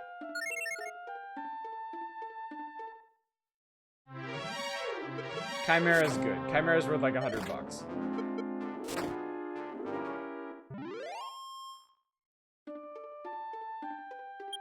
And I'm gonna top off after every fight. I don't want to take chances. Man, I loved House of the Dead 2. House of the Dead 2 is great. That guy almost killed me, Jesus Christ.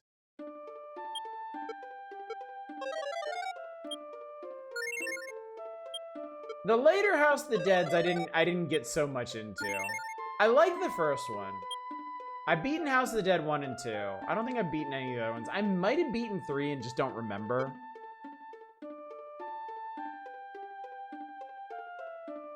Like, some of the other ones have their moments. I think it's House of the Dead 4 or 5.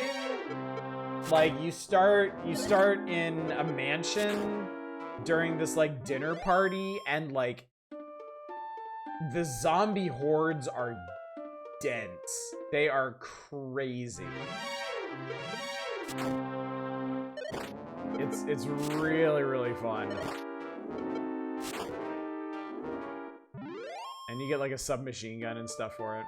Did you beat I did. I have beaten Typing of the Dead. It gets crazy hard. I remember I got stuck on Magician for a long time because Magician's gimmick is you cannot make typos. And I am a fast typist, but I am not a flawless typist. I make lots of mistakes. So Magician was a giant pain in the ass.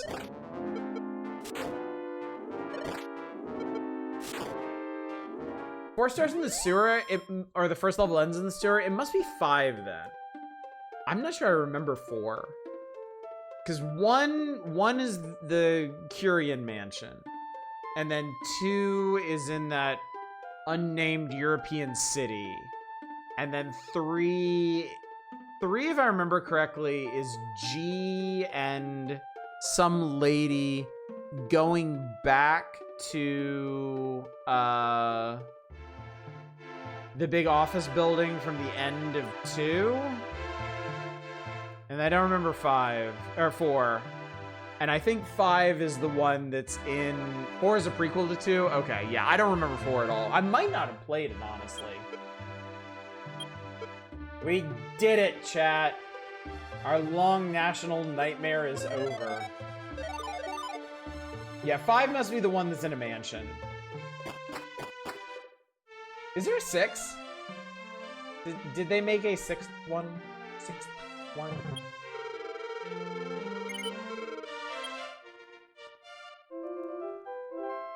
Honestly, I really enjoyed the House of the Dead that had the Uzi peripheral.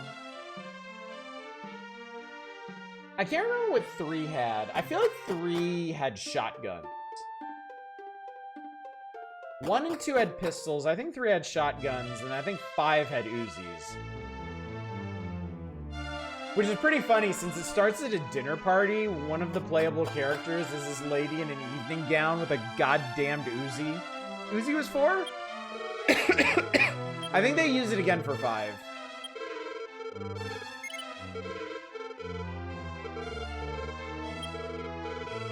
I'm pretty sure they reused it. I think you could switch. You could switch or between weapons, or you had special weapons in 5. Of course, at this point, I might be conflating it with the later Time Crises too. Because I think from Time Crisis 3, you had selectable weapons that you could collect. Like shotgun, machine gun, grenade launcher.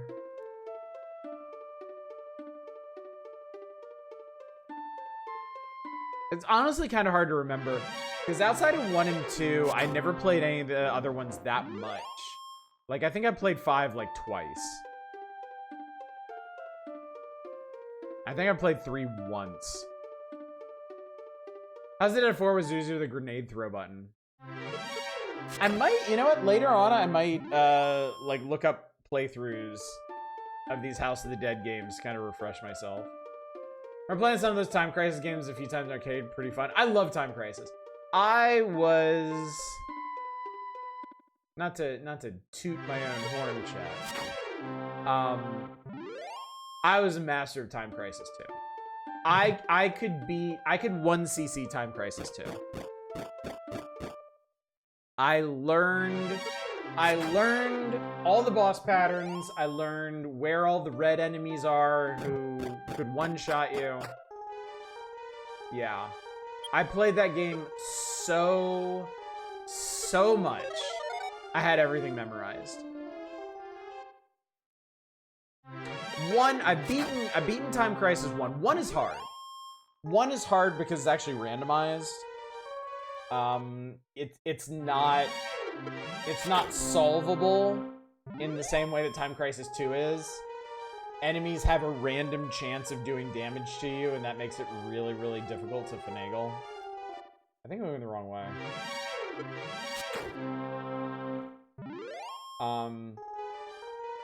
But yeah, I've beaten Time Crisis 3, but I beat like the... I'm pretty sure I've beaten Time Crisis 3. That's the one on the island.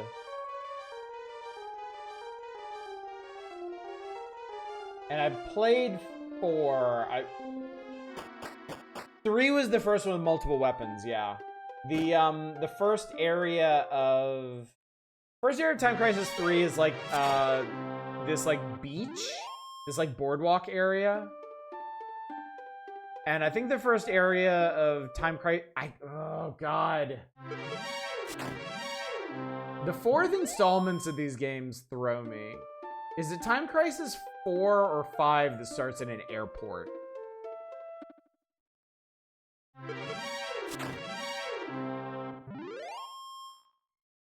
I gotta look this shit up. This is driving me crazy. That's 4? Okay. I might not have ever played Time Crisis 5 then. Spin out one of the SWAT riot shield was... Oh, Crisis Zone. Crisis Zone might actually be my favorite. Because Crisis Zone's whole thing was like, yeah, you brought your cover with you. So it's basically like a strategic rail shooter. And then everything, fucking everything in that game is destructible, and it's so much fun. I remember it's only 4 levels. And they're all part of this big like multi-use shopping complex. And the stage that goes through the outdoor market is so much fun. Because you go past all of these like, you go past like fruit carts and like arts and crafts carts, and you can just fucking destroy everything. And it's so funny. 5 exactly, 8,500 gold. That's amazing. Oh, the magazine racks. Watching.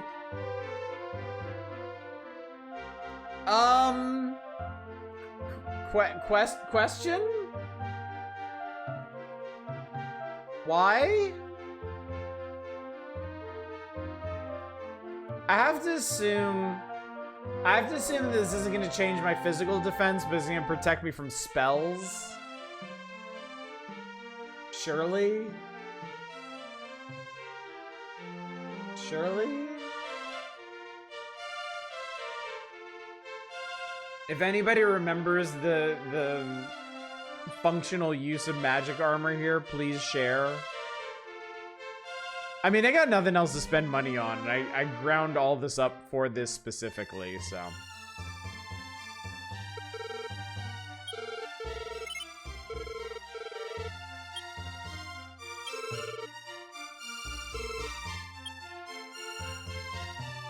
Damn, it's still armor. Protection from Shirley's.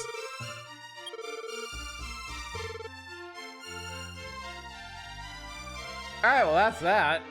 Okay. So I have a steel sword, magic armor, and iron shield. I think that's the best stuff I can get right now, at least in terms of buying things from stores. I think I've run out of stores to buy things from. So I guess we'll go back to what we were doing. I guess now it's in the hands of leveling up. Reduce damage taken from spells, restores HP by walking. Does it really? Oh my god, it does. Holy shit, it does. Okay, well that's actually great.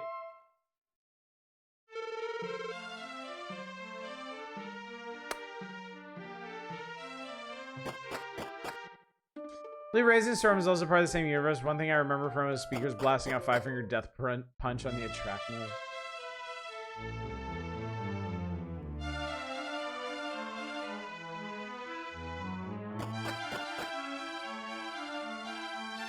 I love light gun games, chat. I don't think we talk about this very often, but I fucking love light gun games so much.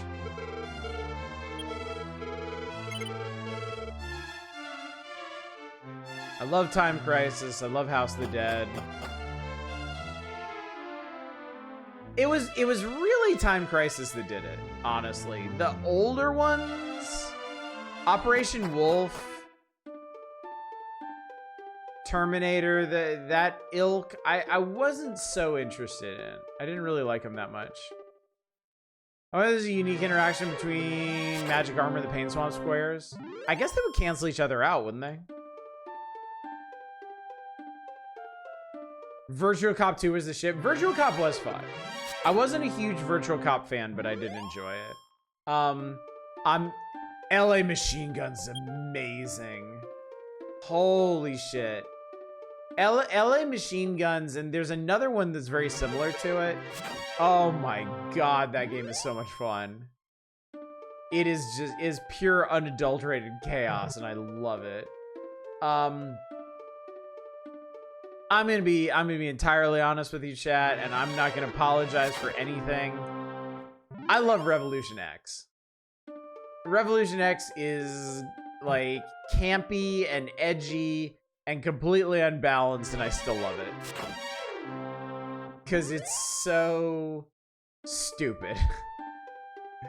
I love Revolution X because it's so stupid. Gunblade New York, something like that. So delightfully stupid.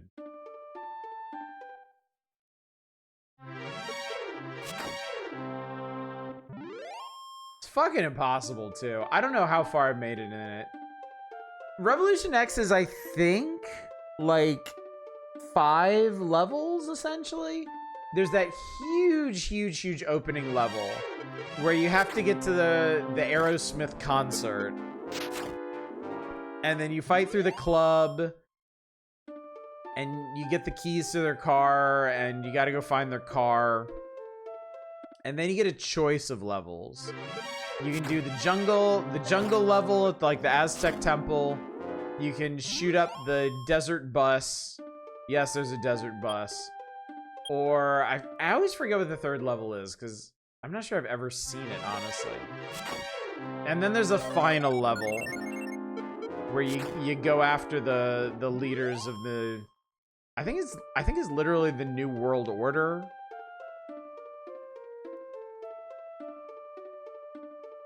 Some fascist bullshit, as it is wont to be. All right, I'm doing it, chat. I'm going this way. I'm risking it. I'm gonna risk it for a biscuit.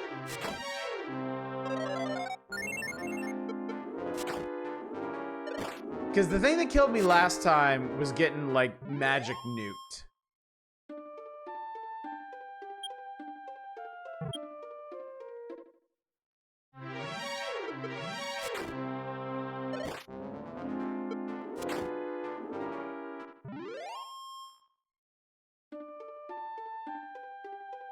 Now let's see Fast Draw, Shootout Pack with Mad Dog McCree 1 and 2 in the same machine.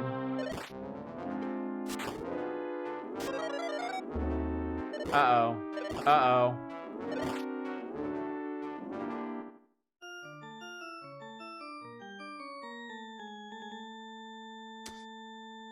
On the bright side, chat, I don't actually need money anymore.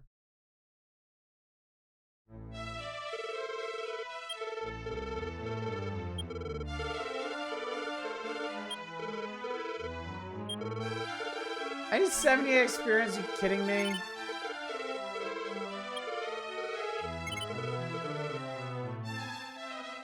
Most annoying part is having to walk back down there.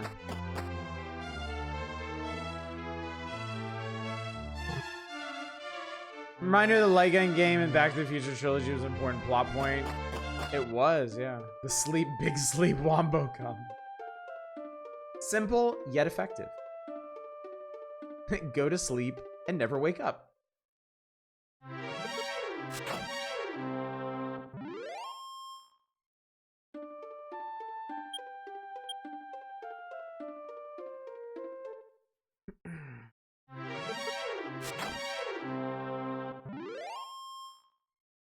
Excuse me, chat.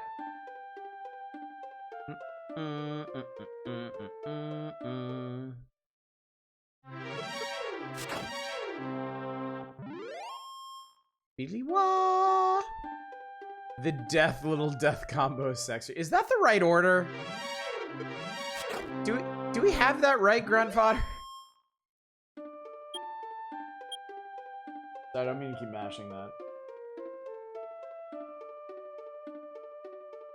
Oh, my KOF characters finally tapped out at stage 8,840. Nice. Neither is the right order. Arrows are just kind of a vibe, man. You're right about that. Can't deny it. All right, just let me have the next level, man.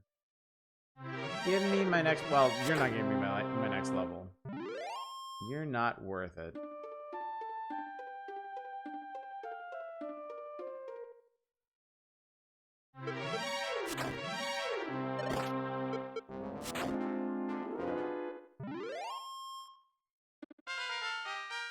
Hey! Level 14. Strength increased by 8. Speed 7. Vitality by 3. That was a good level up, chat. That was a solid level up.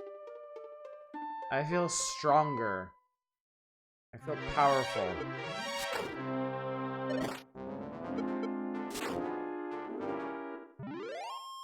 I think we have powerful potential.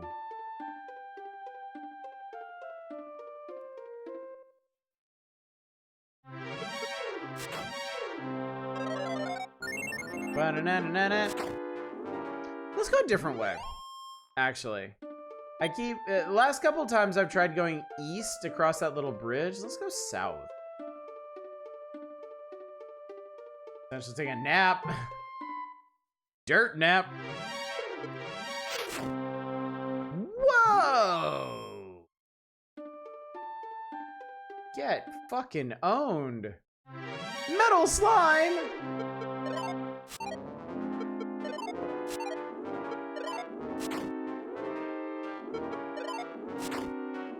Get him, Mr. Thou. Never mind. It's them. One light gun game go, I have Raw Thrills, or I think called Justice Mode. It was twice the credits instead of 2 players. You play both guns akimbo. See, that's cool.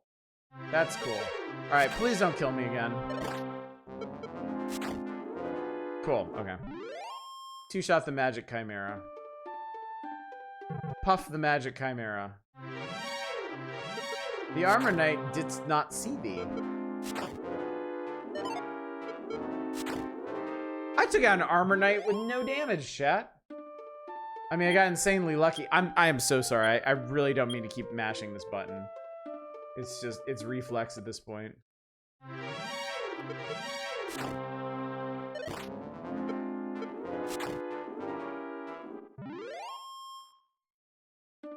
Good, good, good. All right, we're gonna play this a bit more cautiously. So this is where I was going last time. The Magic Chimera did not see thee.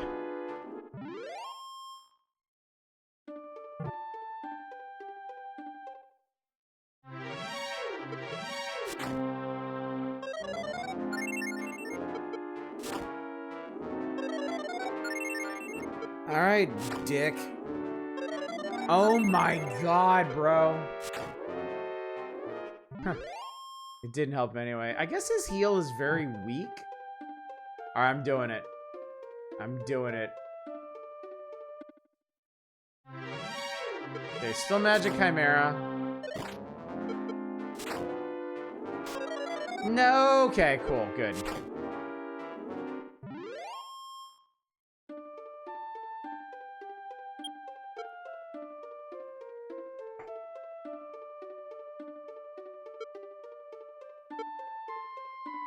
I have Stop Spell. I wonder if I should open up against Magic Chimeras with Stop Spell.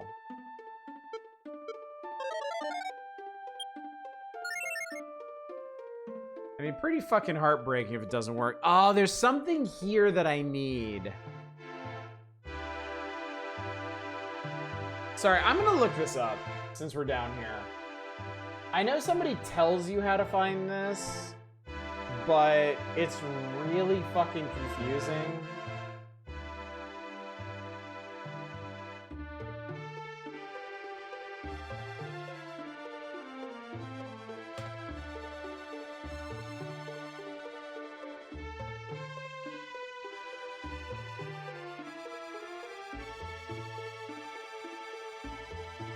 Hang on a second.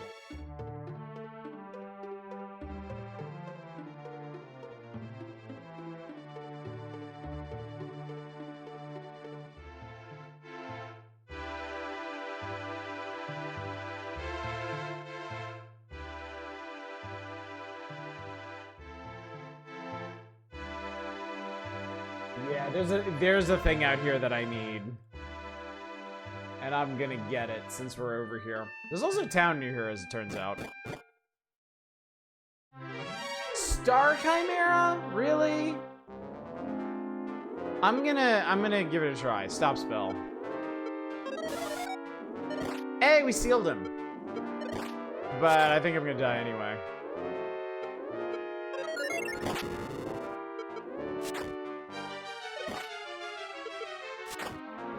Woo! Ah! Now 0% princesses run.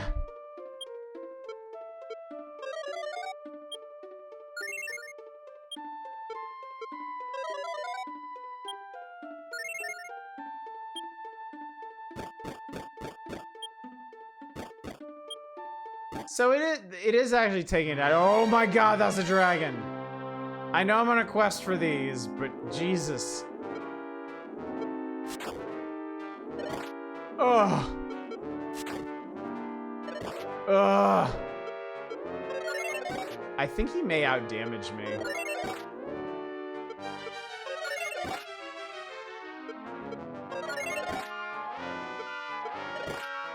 Ah! Shit!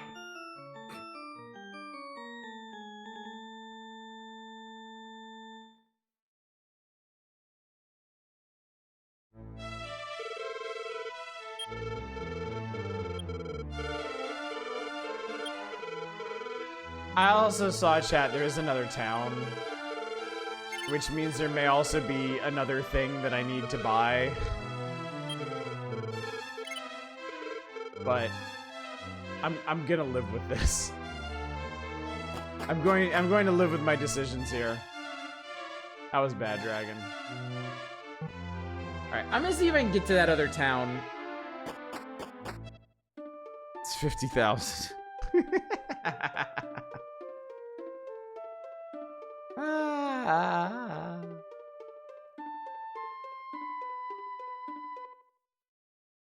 Maybe it's like a really nice shield or something. I don't know.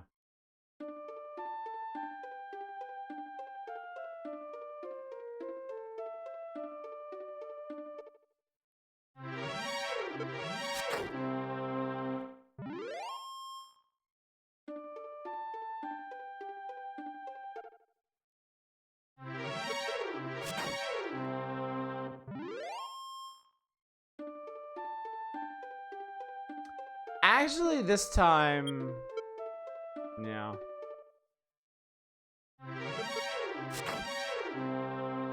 I might try going back to the destroyed town again. It may be too soon for that, but I feel like there is a thing there I really, really want.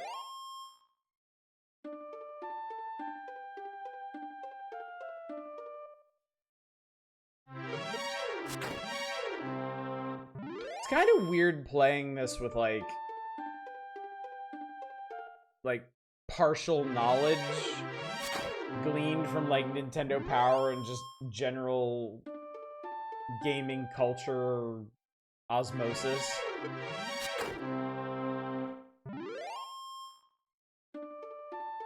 I do have to worry less about fireballs now. I don't remember what it was exactly that killed me in the town.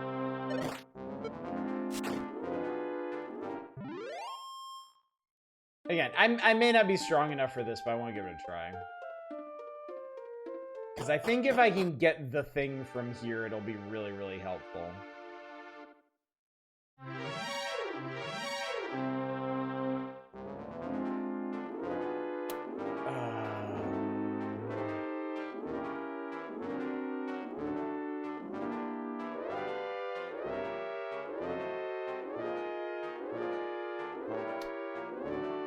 Huh. I don't...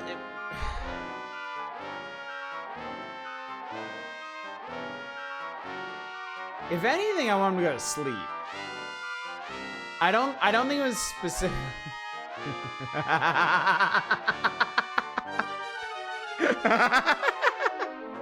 Man plays Dragon Quest, groans when he runs into a dragon. I mean, even if the dragon doesn't cast spells, it still does like 25 damage per hit. I want to put it to sleep. But if I don't put it to sleep, I'm gonna die.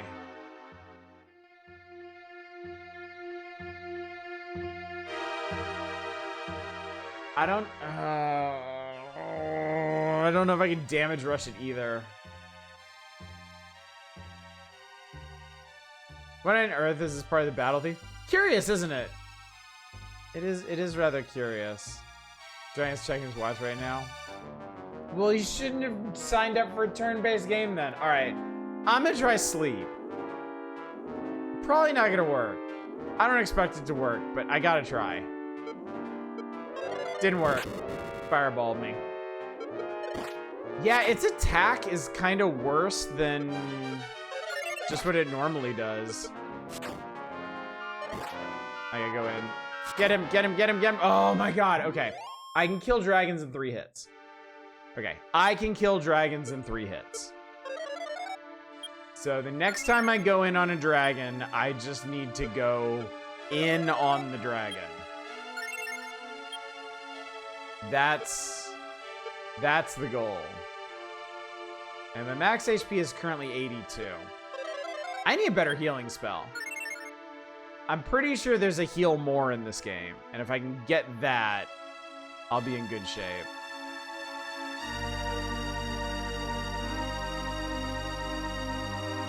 My quest complete! Okay, this guy magicked me to death last time. So let's see how this goes. Firebane, 24, okay. Alright, cool. I can do Master Wizards. Go on the dragon, do not go down on the dragon. Sage advice. Words to live by.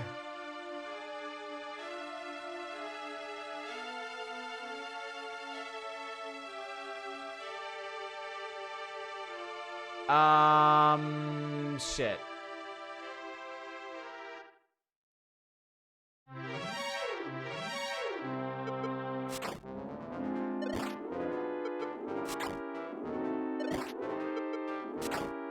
Okay. Seems like I can kill most things in 3 hits.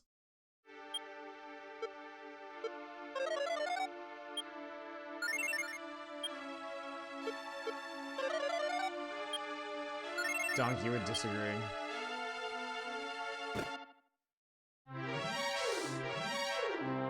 Okay, this means I'm on the right path here, I think.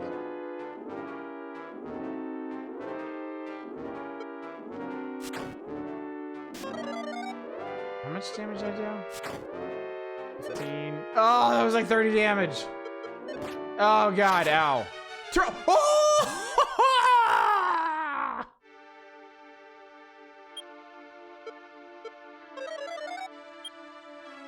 What a fortuitous crit that was.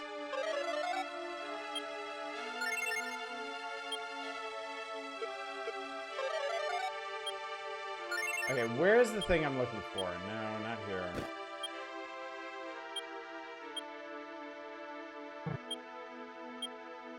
Yes!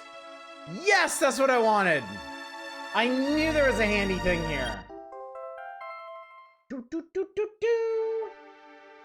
I got the armor of Roto. Whip that shit. More defense. Slightly more defense. Only slightly, really. The Warrior's Ring, I don't know. Nobody knows what the Warrior's Ring does. Miss the hammer enemies, are they later in... They're in the later games, yeah. Yeah, that's a good point, Satellite. I'll hang on to it until I have something to buy. Because that represents a... Oh, I don't take poison damage anymore. Neato.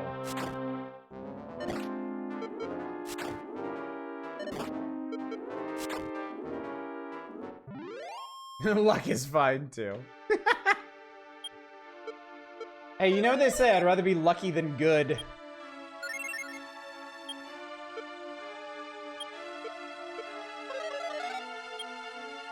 It is true. Roster is small in this, yeah. Alright! Progress! We accomplished something, chat. I'm so happy. Alright, let's see. Then, where am I? Hawkness. Alright, I'm gonna head around.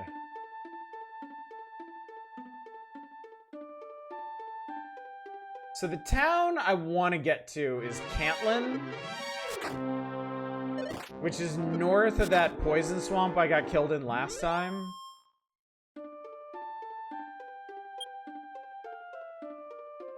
Holy shit, the passive healing on Roto's armor is crazy. It's like multiple HP per step. Assuming armor, sword, shield, and ring is what we want. I think it's... I'm sure there's a sword of Roto. There's almost certainly a shield. I don't know that there's a ring. I don't know what the whole accessory situation is in this game. So far, like, in all the time I've played it, I've only found one accessory. It's the Warrior's Ring, and the game doesn't bother to tell you what it does.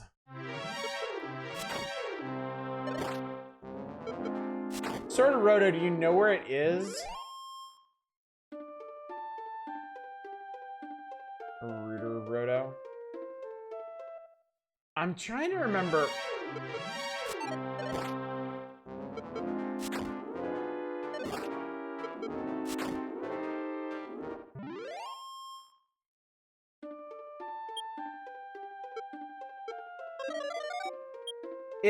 Is the sword in the King Dragon's castle?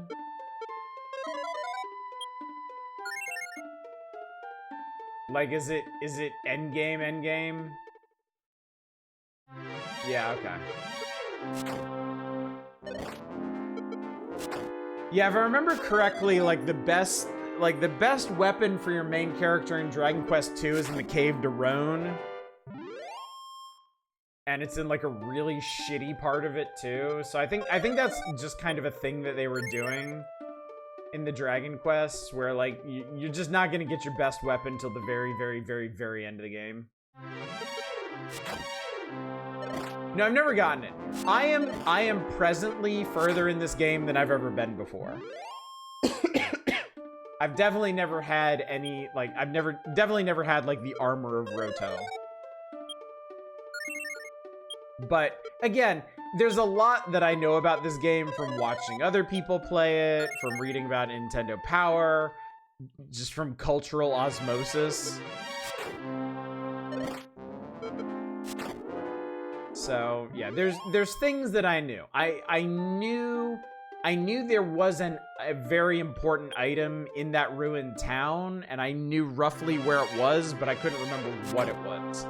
I know that there's a thing in the swamp to the southeast of here. I looked at a map, so I know what it is, but before I looked at the map, I didn't know what it was.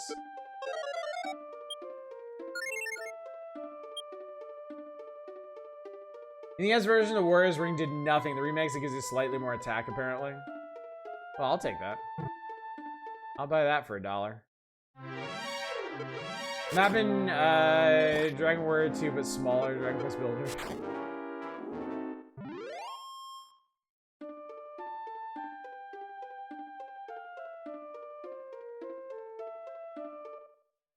I love that this nullifies poison. Like, like, honestly, the poison swamps in this game aren't really a big deal.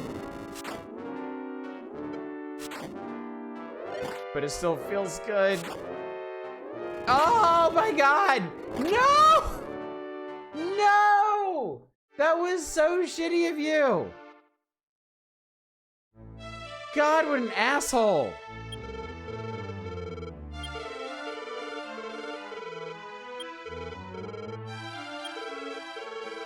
I missed and healed. Oh, shut up.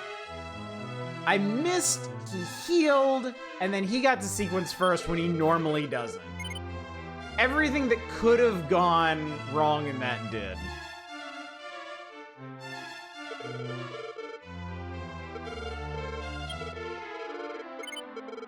No, I've never saved the princess. Miyazaki must have been influenced by this game at least a little.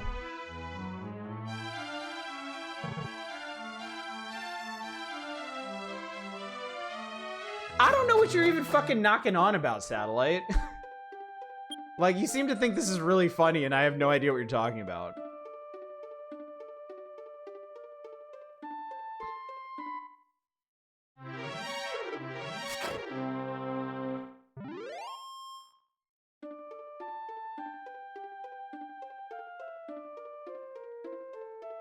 Saying the princess is technically optional.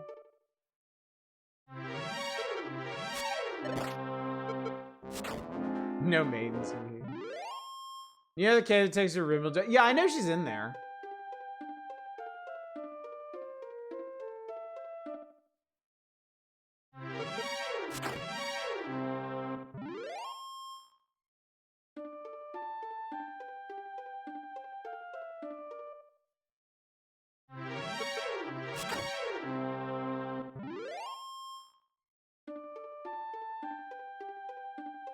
I want to get to this town so bad.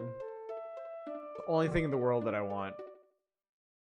You never actually have to say it if you don't want to. I mean, I always just kind of assumed it's something that you do.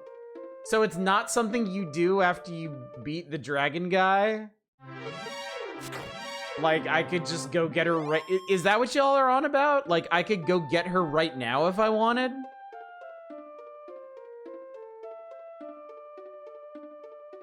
I always kind of assumed she was, like, the objective of the game, so, like, I needed to, like, beat the boss to go get her.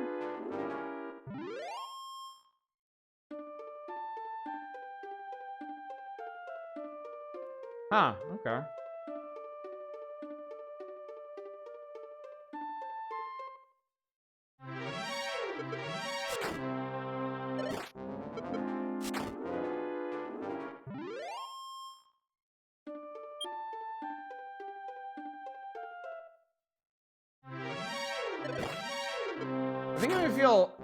I think I'm gonna feel a lot better playing the other Dragon Quests, because 2 I actually know.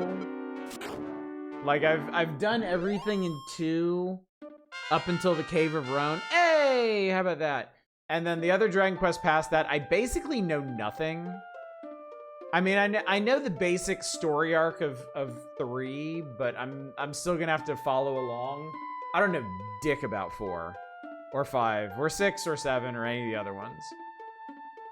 But this one, we're in kind of an awkward place where I know enough about this game for y'all to assume that I know more than I do about it. I learned Repel. What's Repel?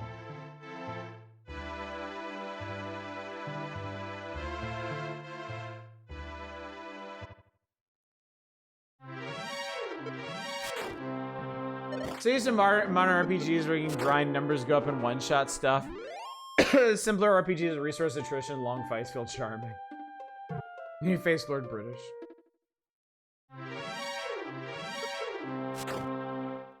She only gives you directions to a key item. You have Nintendo Power and therefore new.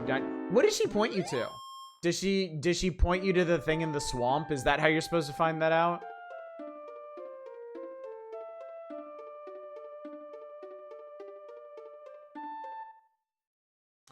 Got it, okay. I was wondering about that.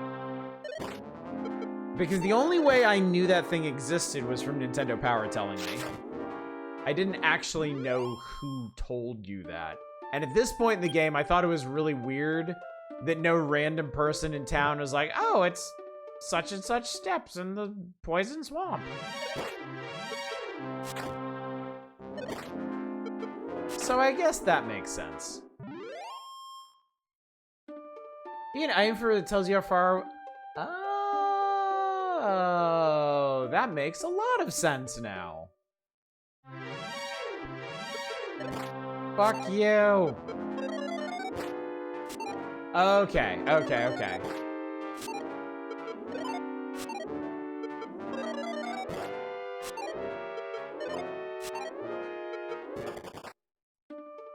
Womp womp.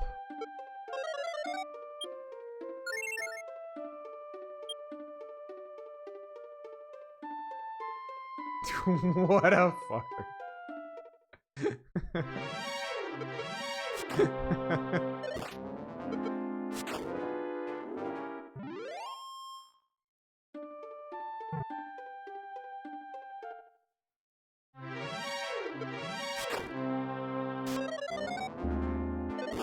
Well, at least I woke up.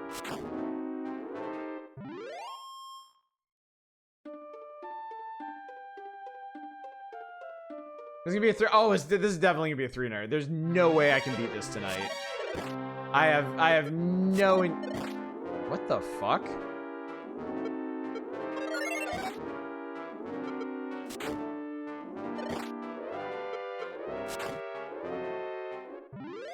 No, I don't want to miss that many times in a row. Your metal slime done, idiot. Oh, metal slime hangs around just long enough to set you on fire a few times for bullets.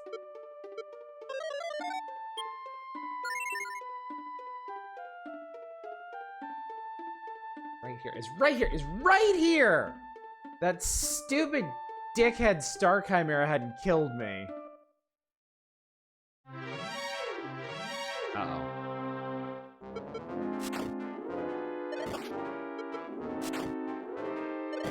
Uh-oh. No!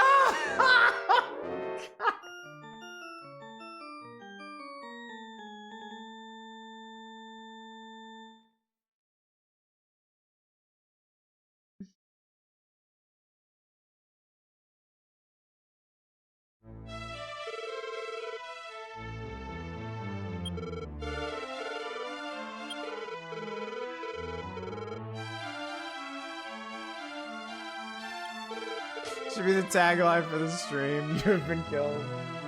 The tagline for the stream was, I was right there! Manic, for God's sake, I've never fought a golem in my life.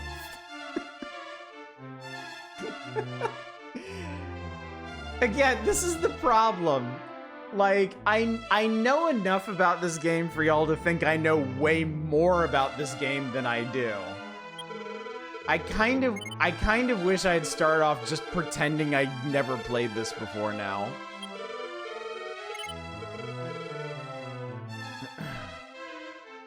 You were a fool to confront me. Yes, what is the trick to this fight?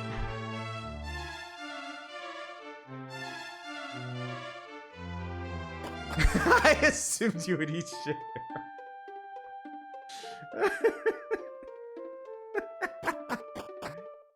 Fairy Flea puts him to sleep. Does that work on any other monster?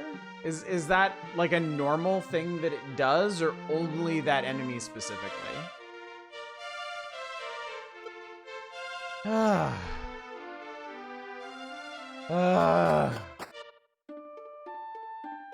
an exhausting game this is.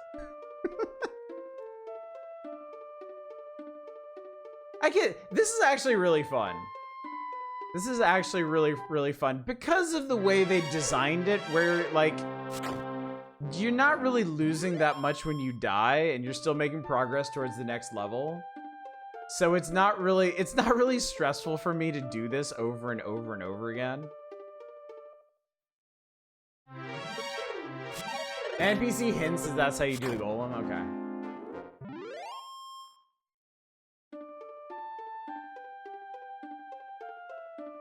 I've talked to honest question. I've talked to everybody in this game that I've been able to reach.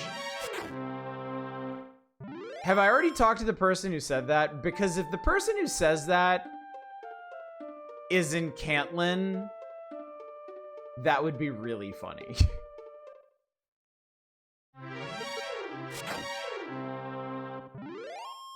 Pretty sure you got the hint last night. I assumed you forgot. Okay, cool. I'm fine with that. Dragon Quest add their own airships to make stuff like this easier? I'm not sure I understand.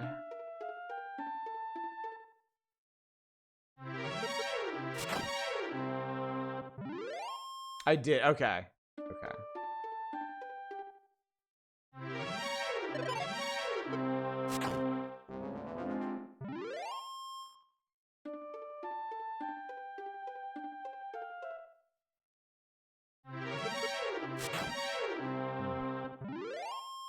Later games have vehicles.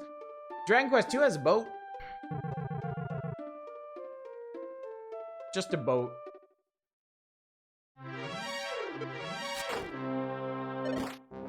Traditionally, you do have to fight on boats, but air travel is safe.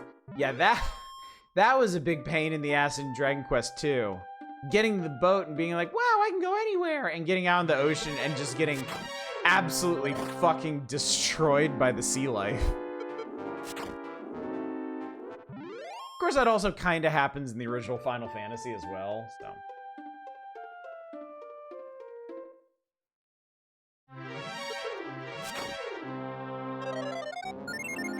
So weird to me you can't save on the world map.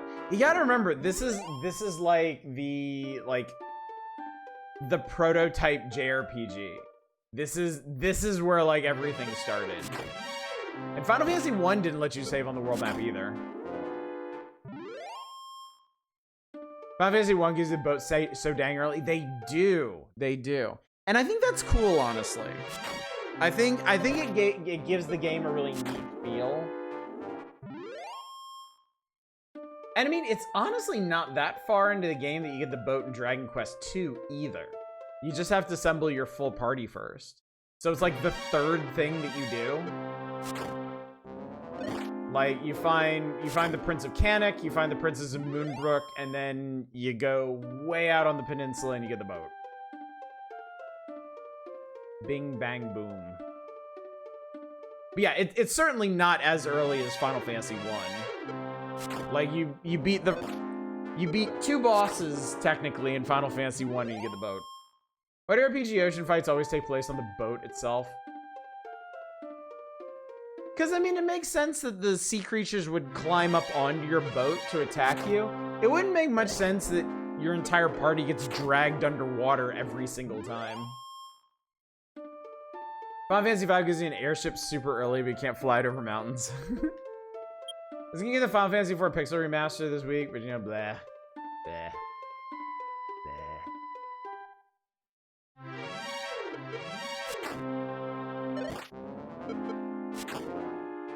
After we talked about it, I'm kind of interested in getting the Final Fantasy II Pixel Remaster. It sounds like it makes it pretty playable.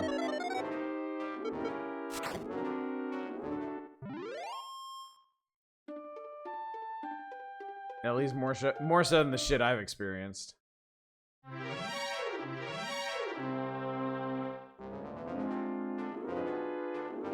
I feel like the enemy lineup here isn't really affected by the bridge, but more just like bridge proximity. Like, you don't have to cross the bridge to start getting the really shitty monsters. Just heading past the bridge does it.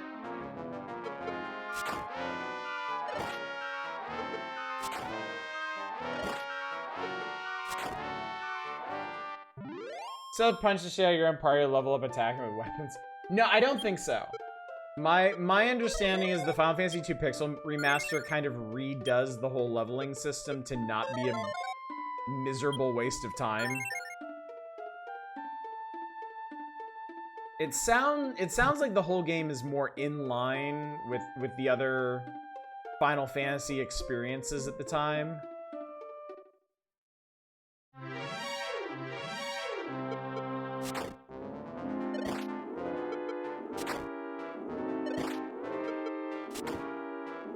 If Final Fantasy II isn't miserable, then what's the point? 3D remakes for what again? 3 and 4, yeah.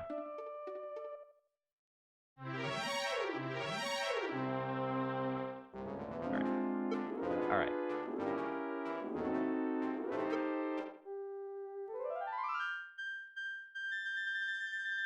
We did our penance on this one. It's fine. And I guess the golem is asleep now.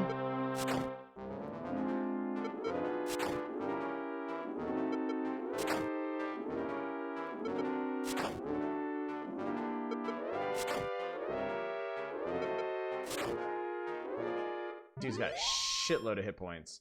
What?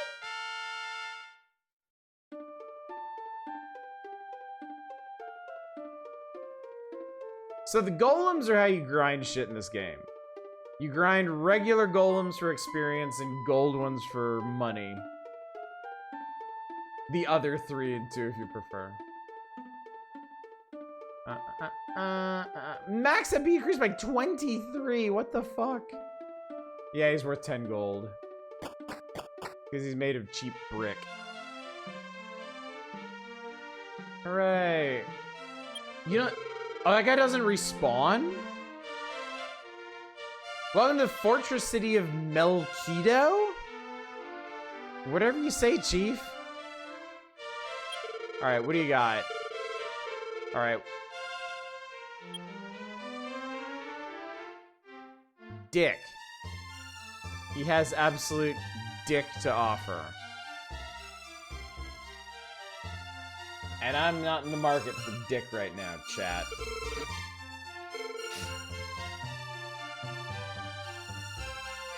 Kill their golem, how dare you, and they fight the town.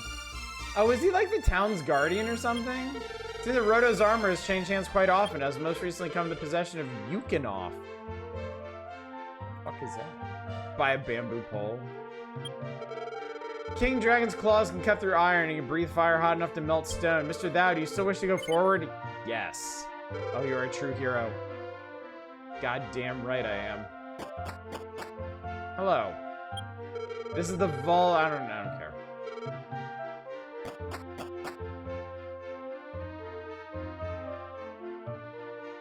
I wonder what side dishes I should cook up for supper. Is an item shop. Dragon scale. Okay, none of that matters. I should about this game. I can see that being a thing.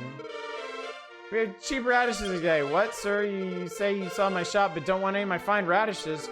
Then the shop you want is the item shop over there. Okay, that's pretty funny.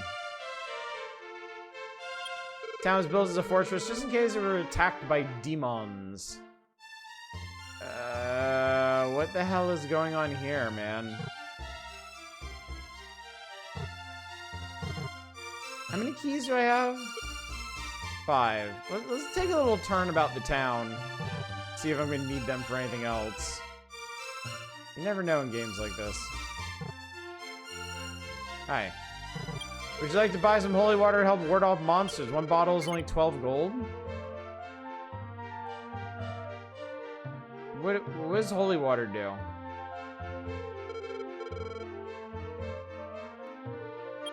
Weapon shop.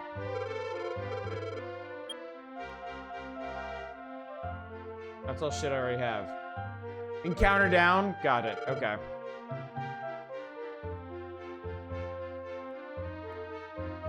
Repel does the same. Got it. These are the graves of the people who died after they were attacked by King Dragon's minions. Please ask you pay respects to the fallen. I didn't find anything. I didn't find anything. I didn't find anything. I found no compassion in my heart for the dead. Long ago, my grandfather told many stories. I remember hearing that one of his friends, Yukinoff, buried a great treasure under a tree in back of his shop. What was the treasure? I would like to search for it. It was too dangerous to travel for me. Welcome to an item shop. What do you fucking want? Alright, stuff, things. Okay. It's a very mysterious town. Hi. Long ago when this world was wrapped in darkness, a man descended from the sky. That man was a legendary warrior. Wow, okay. I know enough about Dragon Quest III to know, to recognize his references. Good evening, Arcane. This is Dragon Quest III of Shadows game. No, this is the first one. We're not quite there yet. That's true. Roto could indeed be a child of the gods. Whee! Okay, so far, still nothing to buy. Granny, what the fuck?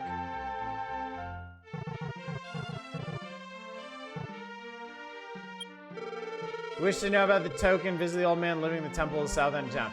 Ah! Aha! Aha ha ha! That fucker there is gonna tell me the coordinates of the token, isn't he? That's the guy who does it. So I don't need to bother with that.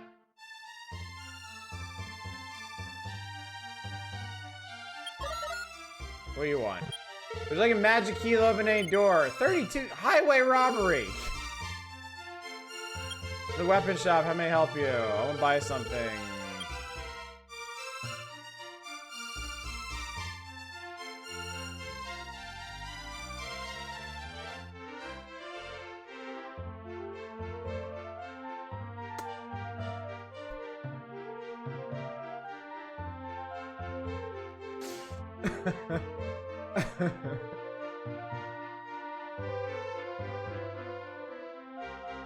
Are some pretty big numbers.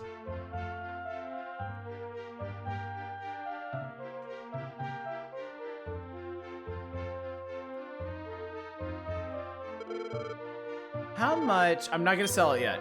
Chill. I'm not gonna sell it, but magic armor is worth almost 4,000.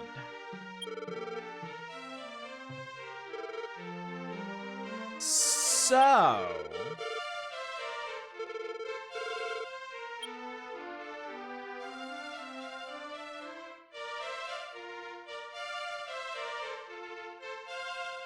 it's like bartering and saving his whole ass kingdom.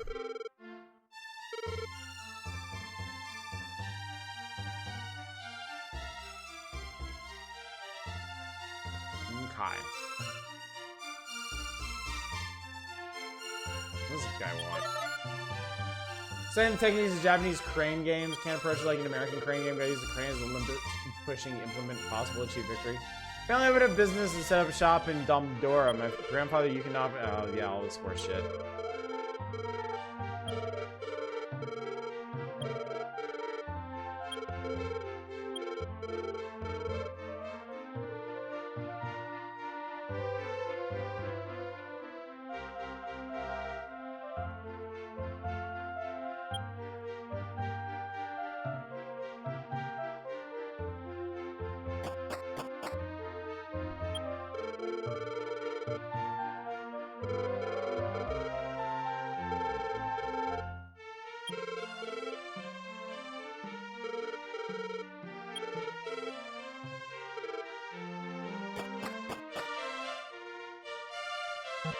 Awfully nice of them to put one of those there.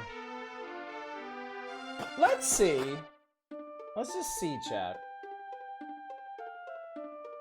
If there's any feasibility in getting the flame sword before we end for tonight.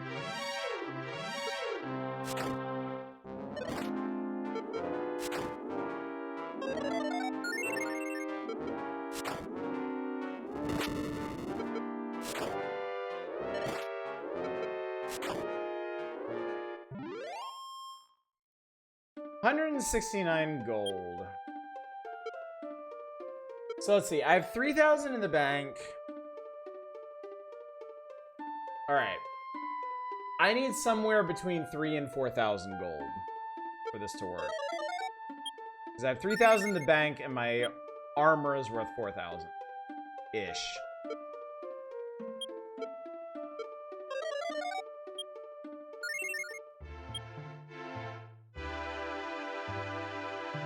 Plus hotel fees. Yeah, I didn't actually check to see how much the hotel costs.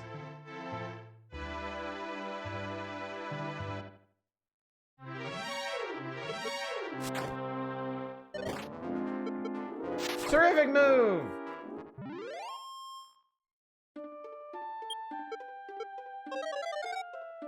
Was a grave jam? That is poison, yes. But it doesn't affect me because I'm wearing the armor of my ancestor, which makes me immune to it somehow.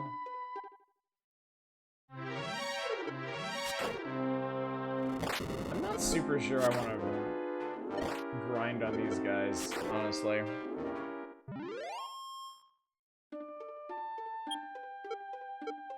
These guys are a little scary. I'm in decent shape right now, but it's really just these guys, huh?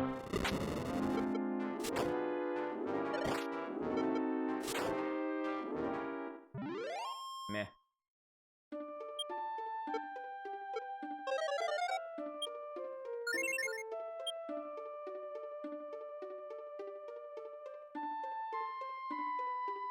Yeah, this is a Stancaster. Your Stancaster genes got activated by the armor, granting your immunity. Killer Wolf!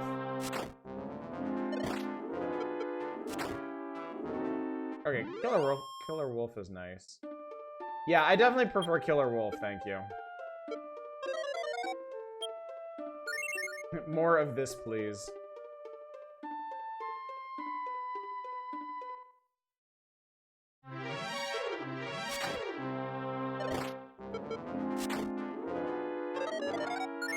See, that. I hate that.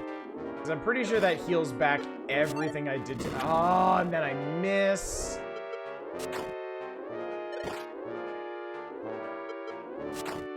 Oh, thank God.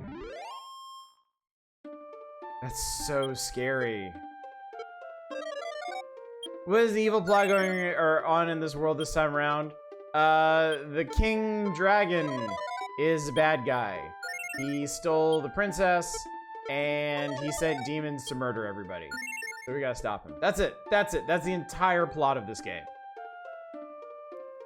King Dragon's a dickhead, and we're gonna go slay him.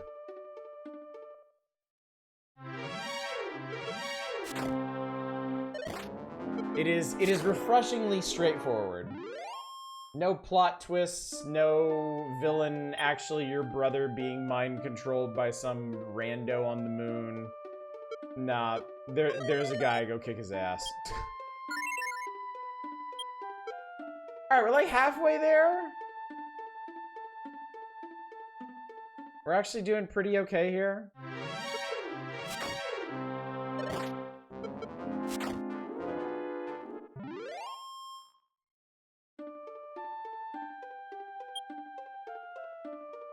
You like Moon Rando if they had more plot? Yes, I would actually.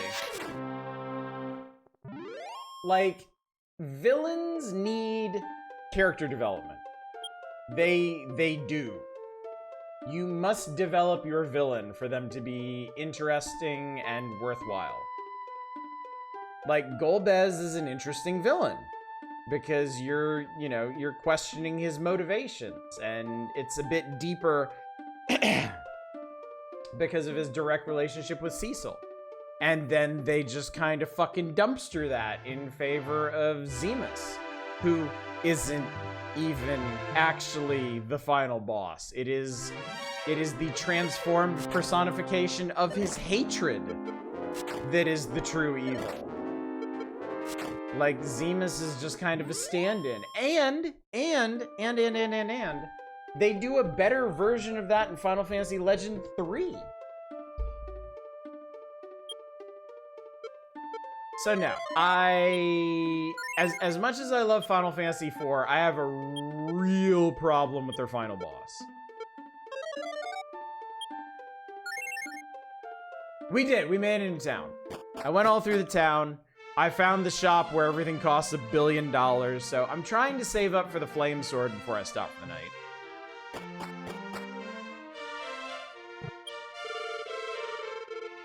And I'm doing it kind of smartly.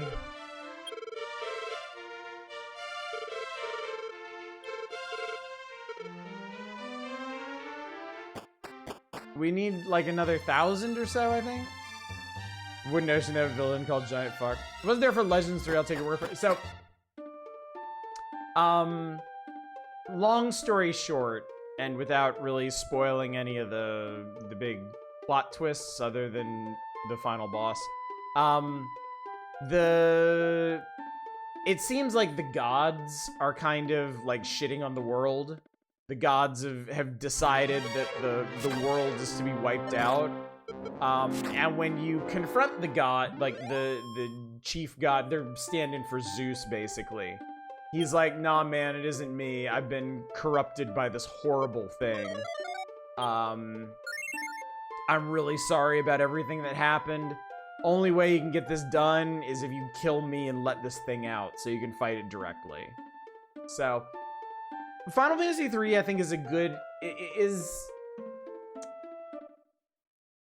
a better example of how to do one of those, like, surprise out of nowhere villains. Because, yeah, you never meet the villain until the very, very end of the game, until, like you literally confront him. But I think they come with a much better explanation and setup for it.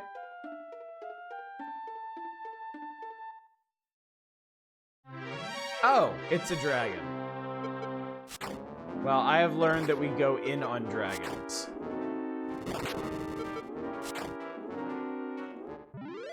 It's Golbez, isn't it? Always Golbez.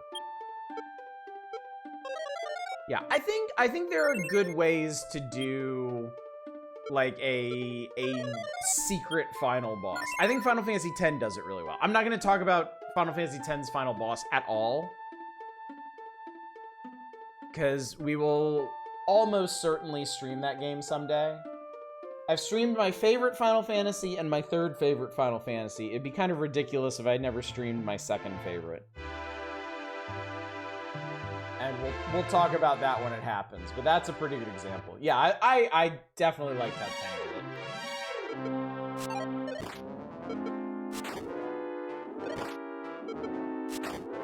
There was definitely an element of, wait, what? Are you serious? And then I thought about it. I reflected upon it. I was like, wait, no, this is fine. Interesting, you see a person offer to let themselves be killed so the infection can be killed directly. I'm sure you could have had a pretty strong boss fight against my cold illness a couple of days ago in the same position. Yeah, I liked it. It was a good twist on it, you know?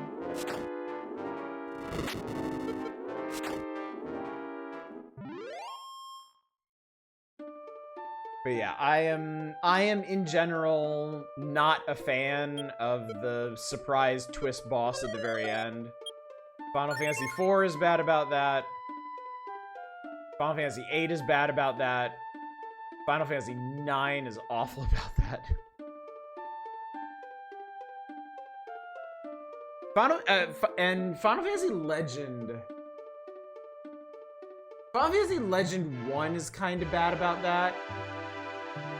Final Fantasy Legend 2 is really bad about that, but Legend 2 is such a deeply, deeply weird game that I kind of forgive it.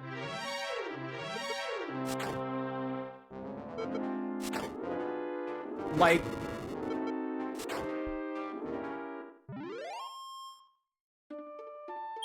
I know it's kind of hard to top the crazy ass pull that Final Fantasy IX does, but I kind of think that Legend 2 tops it.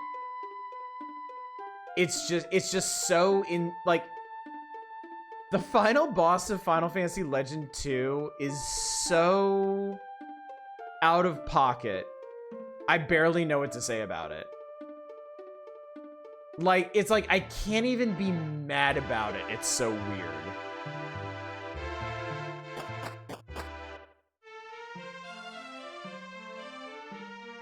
I can be mad about 4s. I can be mad about 8s. I can be mad about 9s. I can't really get mad at Legend 2s.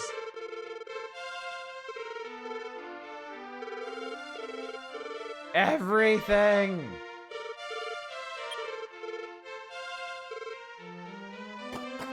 I was sick of absolutely allowing passing here to put me out of my misery. Guy can say, okay. Those of you that weren't, I mean, it was years ago that I streamed it, and I don't intend to do it again anytime soon. Do you want me to spoil the end of Final Fantasy Legend 2 for you? I promise you, it's fucking insane.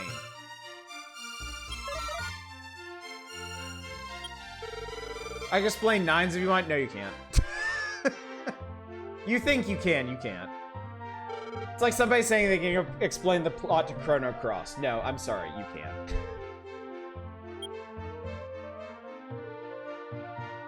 Alright, let me get this deal done. I guess I could have sold my sword too, but that would have been a little bit dangerous. This will produce a special effect when used during battle. That's cool. Give it.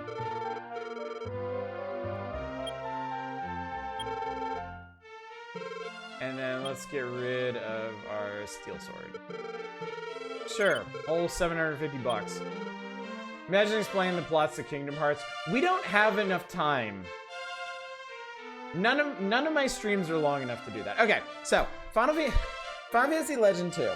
The whole point of the game is collecting these magical gewgaws called Magi that allow people to channel magic and do stuff, right? And it's said that when you put 77 of the Magi together, it forms a statue of the goddess Isis and grants the holder a wish. So obviously, people all across the different planes of existences, because the game takes place across planes of existences, want to collect the Magi to claim their power and get the wish and do all this shit.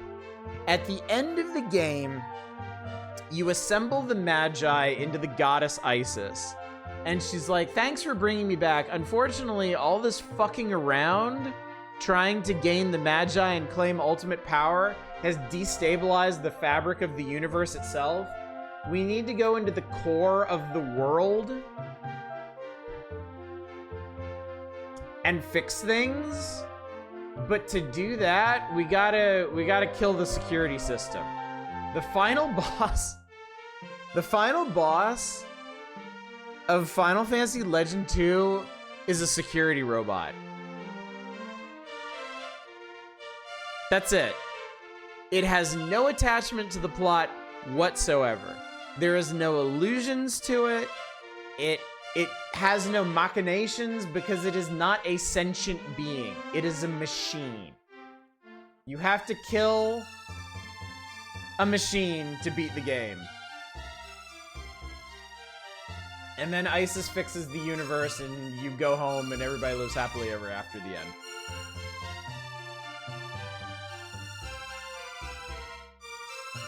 And understand that this comes after, like, many hours of, like, traveling across, like, ocean worlds and cloud worlds and samurai worlds and you travel to Odin's palace and you actually fuck up, like, the diegetic revival system through all of this. You battle the gods Apollo and Venus over the Magi. And at the end of the game, you fight a security system for the fate of the world.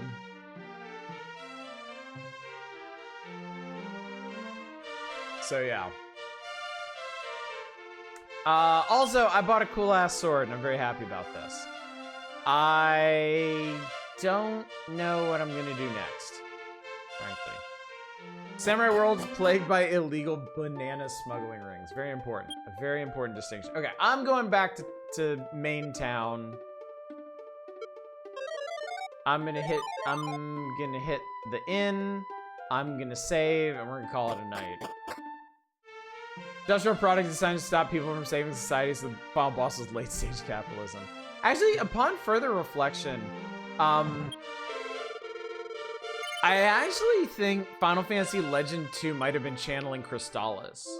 Because Crystallis is basically the same thing. Crystallis is a quest to reach this ancient lost technology that can save the world.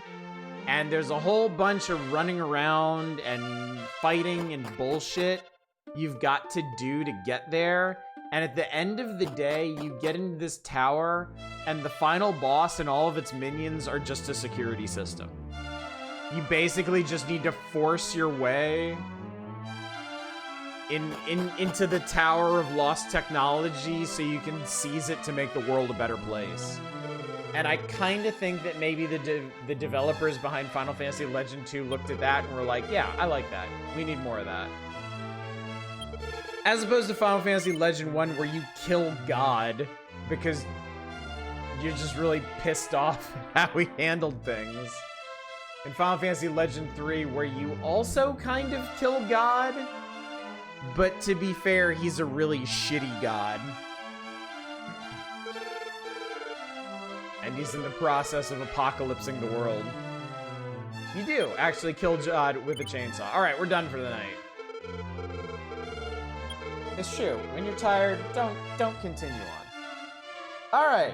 So, well, this has been an engaging evening chat. I hope you've enjoyed listening to me struggle my way through Dragon Quest 1 while complaining about the plots of other JRPGs.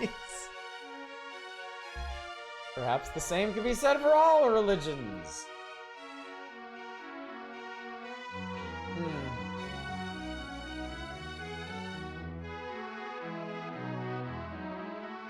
Yeah, definitely the best JRPG final bosses are always the ones where you finally have a showdown with a force you've been struggling with through the entire game. Preferably face to face. You know. Final Fantasy VI does this really well with Kefka. Final Fantasy VII does it really well with Sephiroth.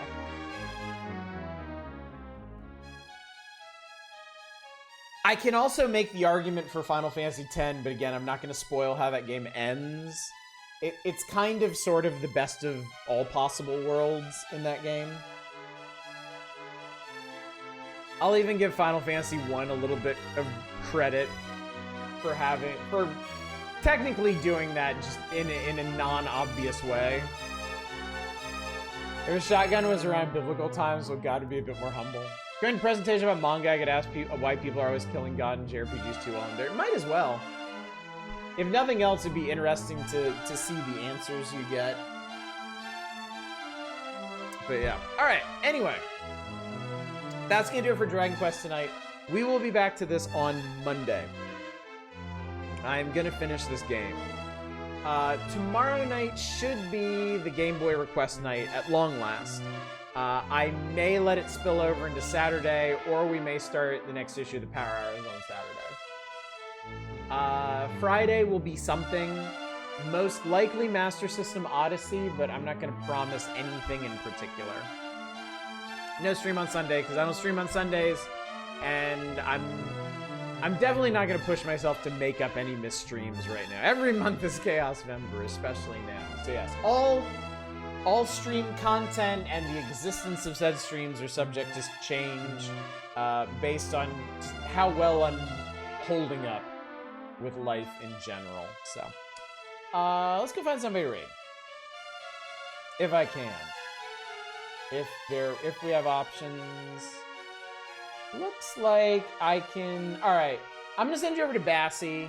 I don't know how much longer Bassie is going to be up. Bassie is playing One Shot, which is a game that I really should stream sometime, because I haven't played One Shot in a long time. So we can go catch up with them and see what's going on. But yeah.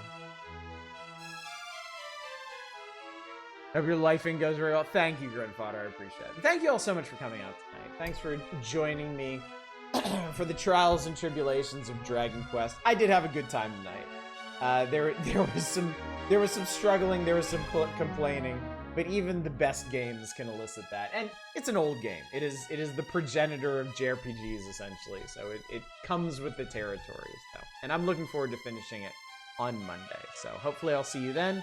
But before that, hopefully I'll see you out tomorrow night for what should be Game Boy Request Night. Until then, as always, y'all take care. Bye, everybody.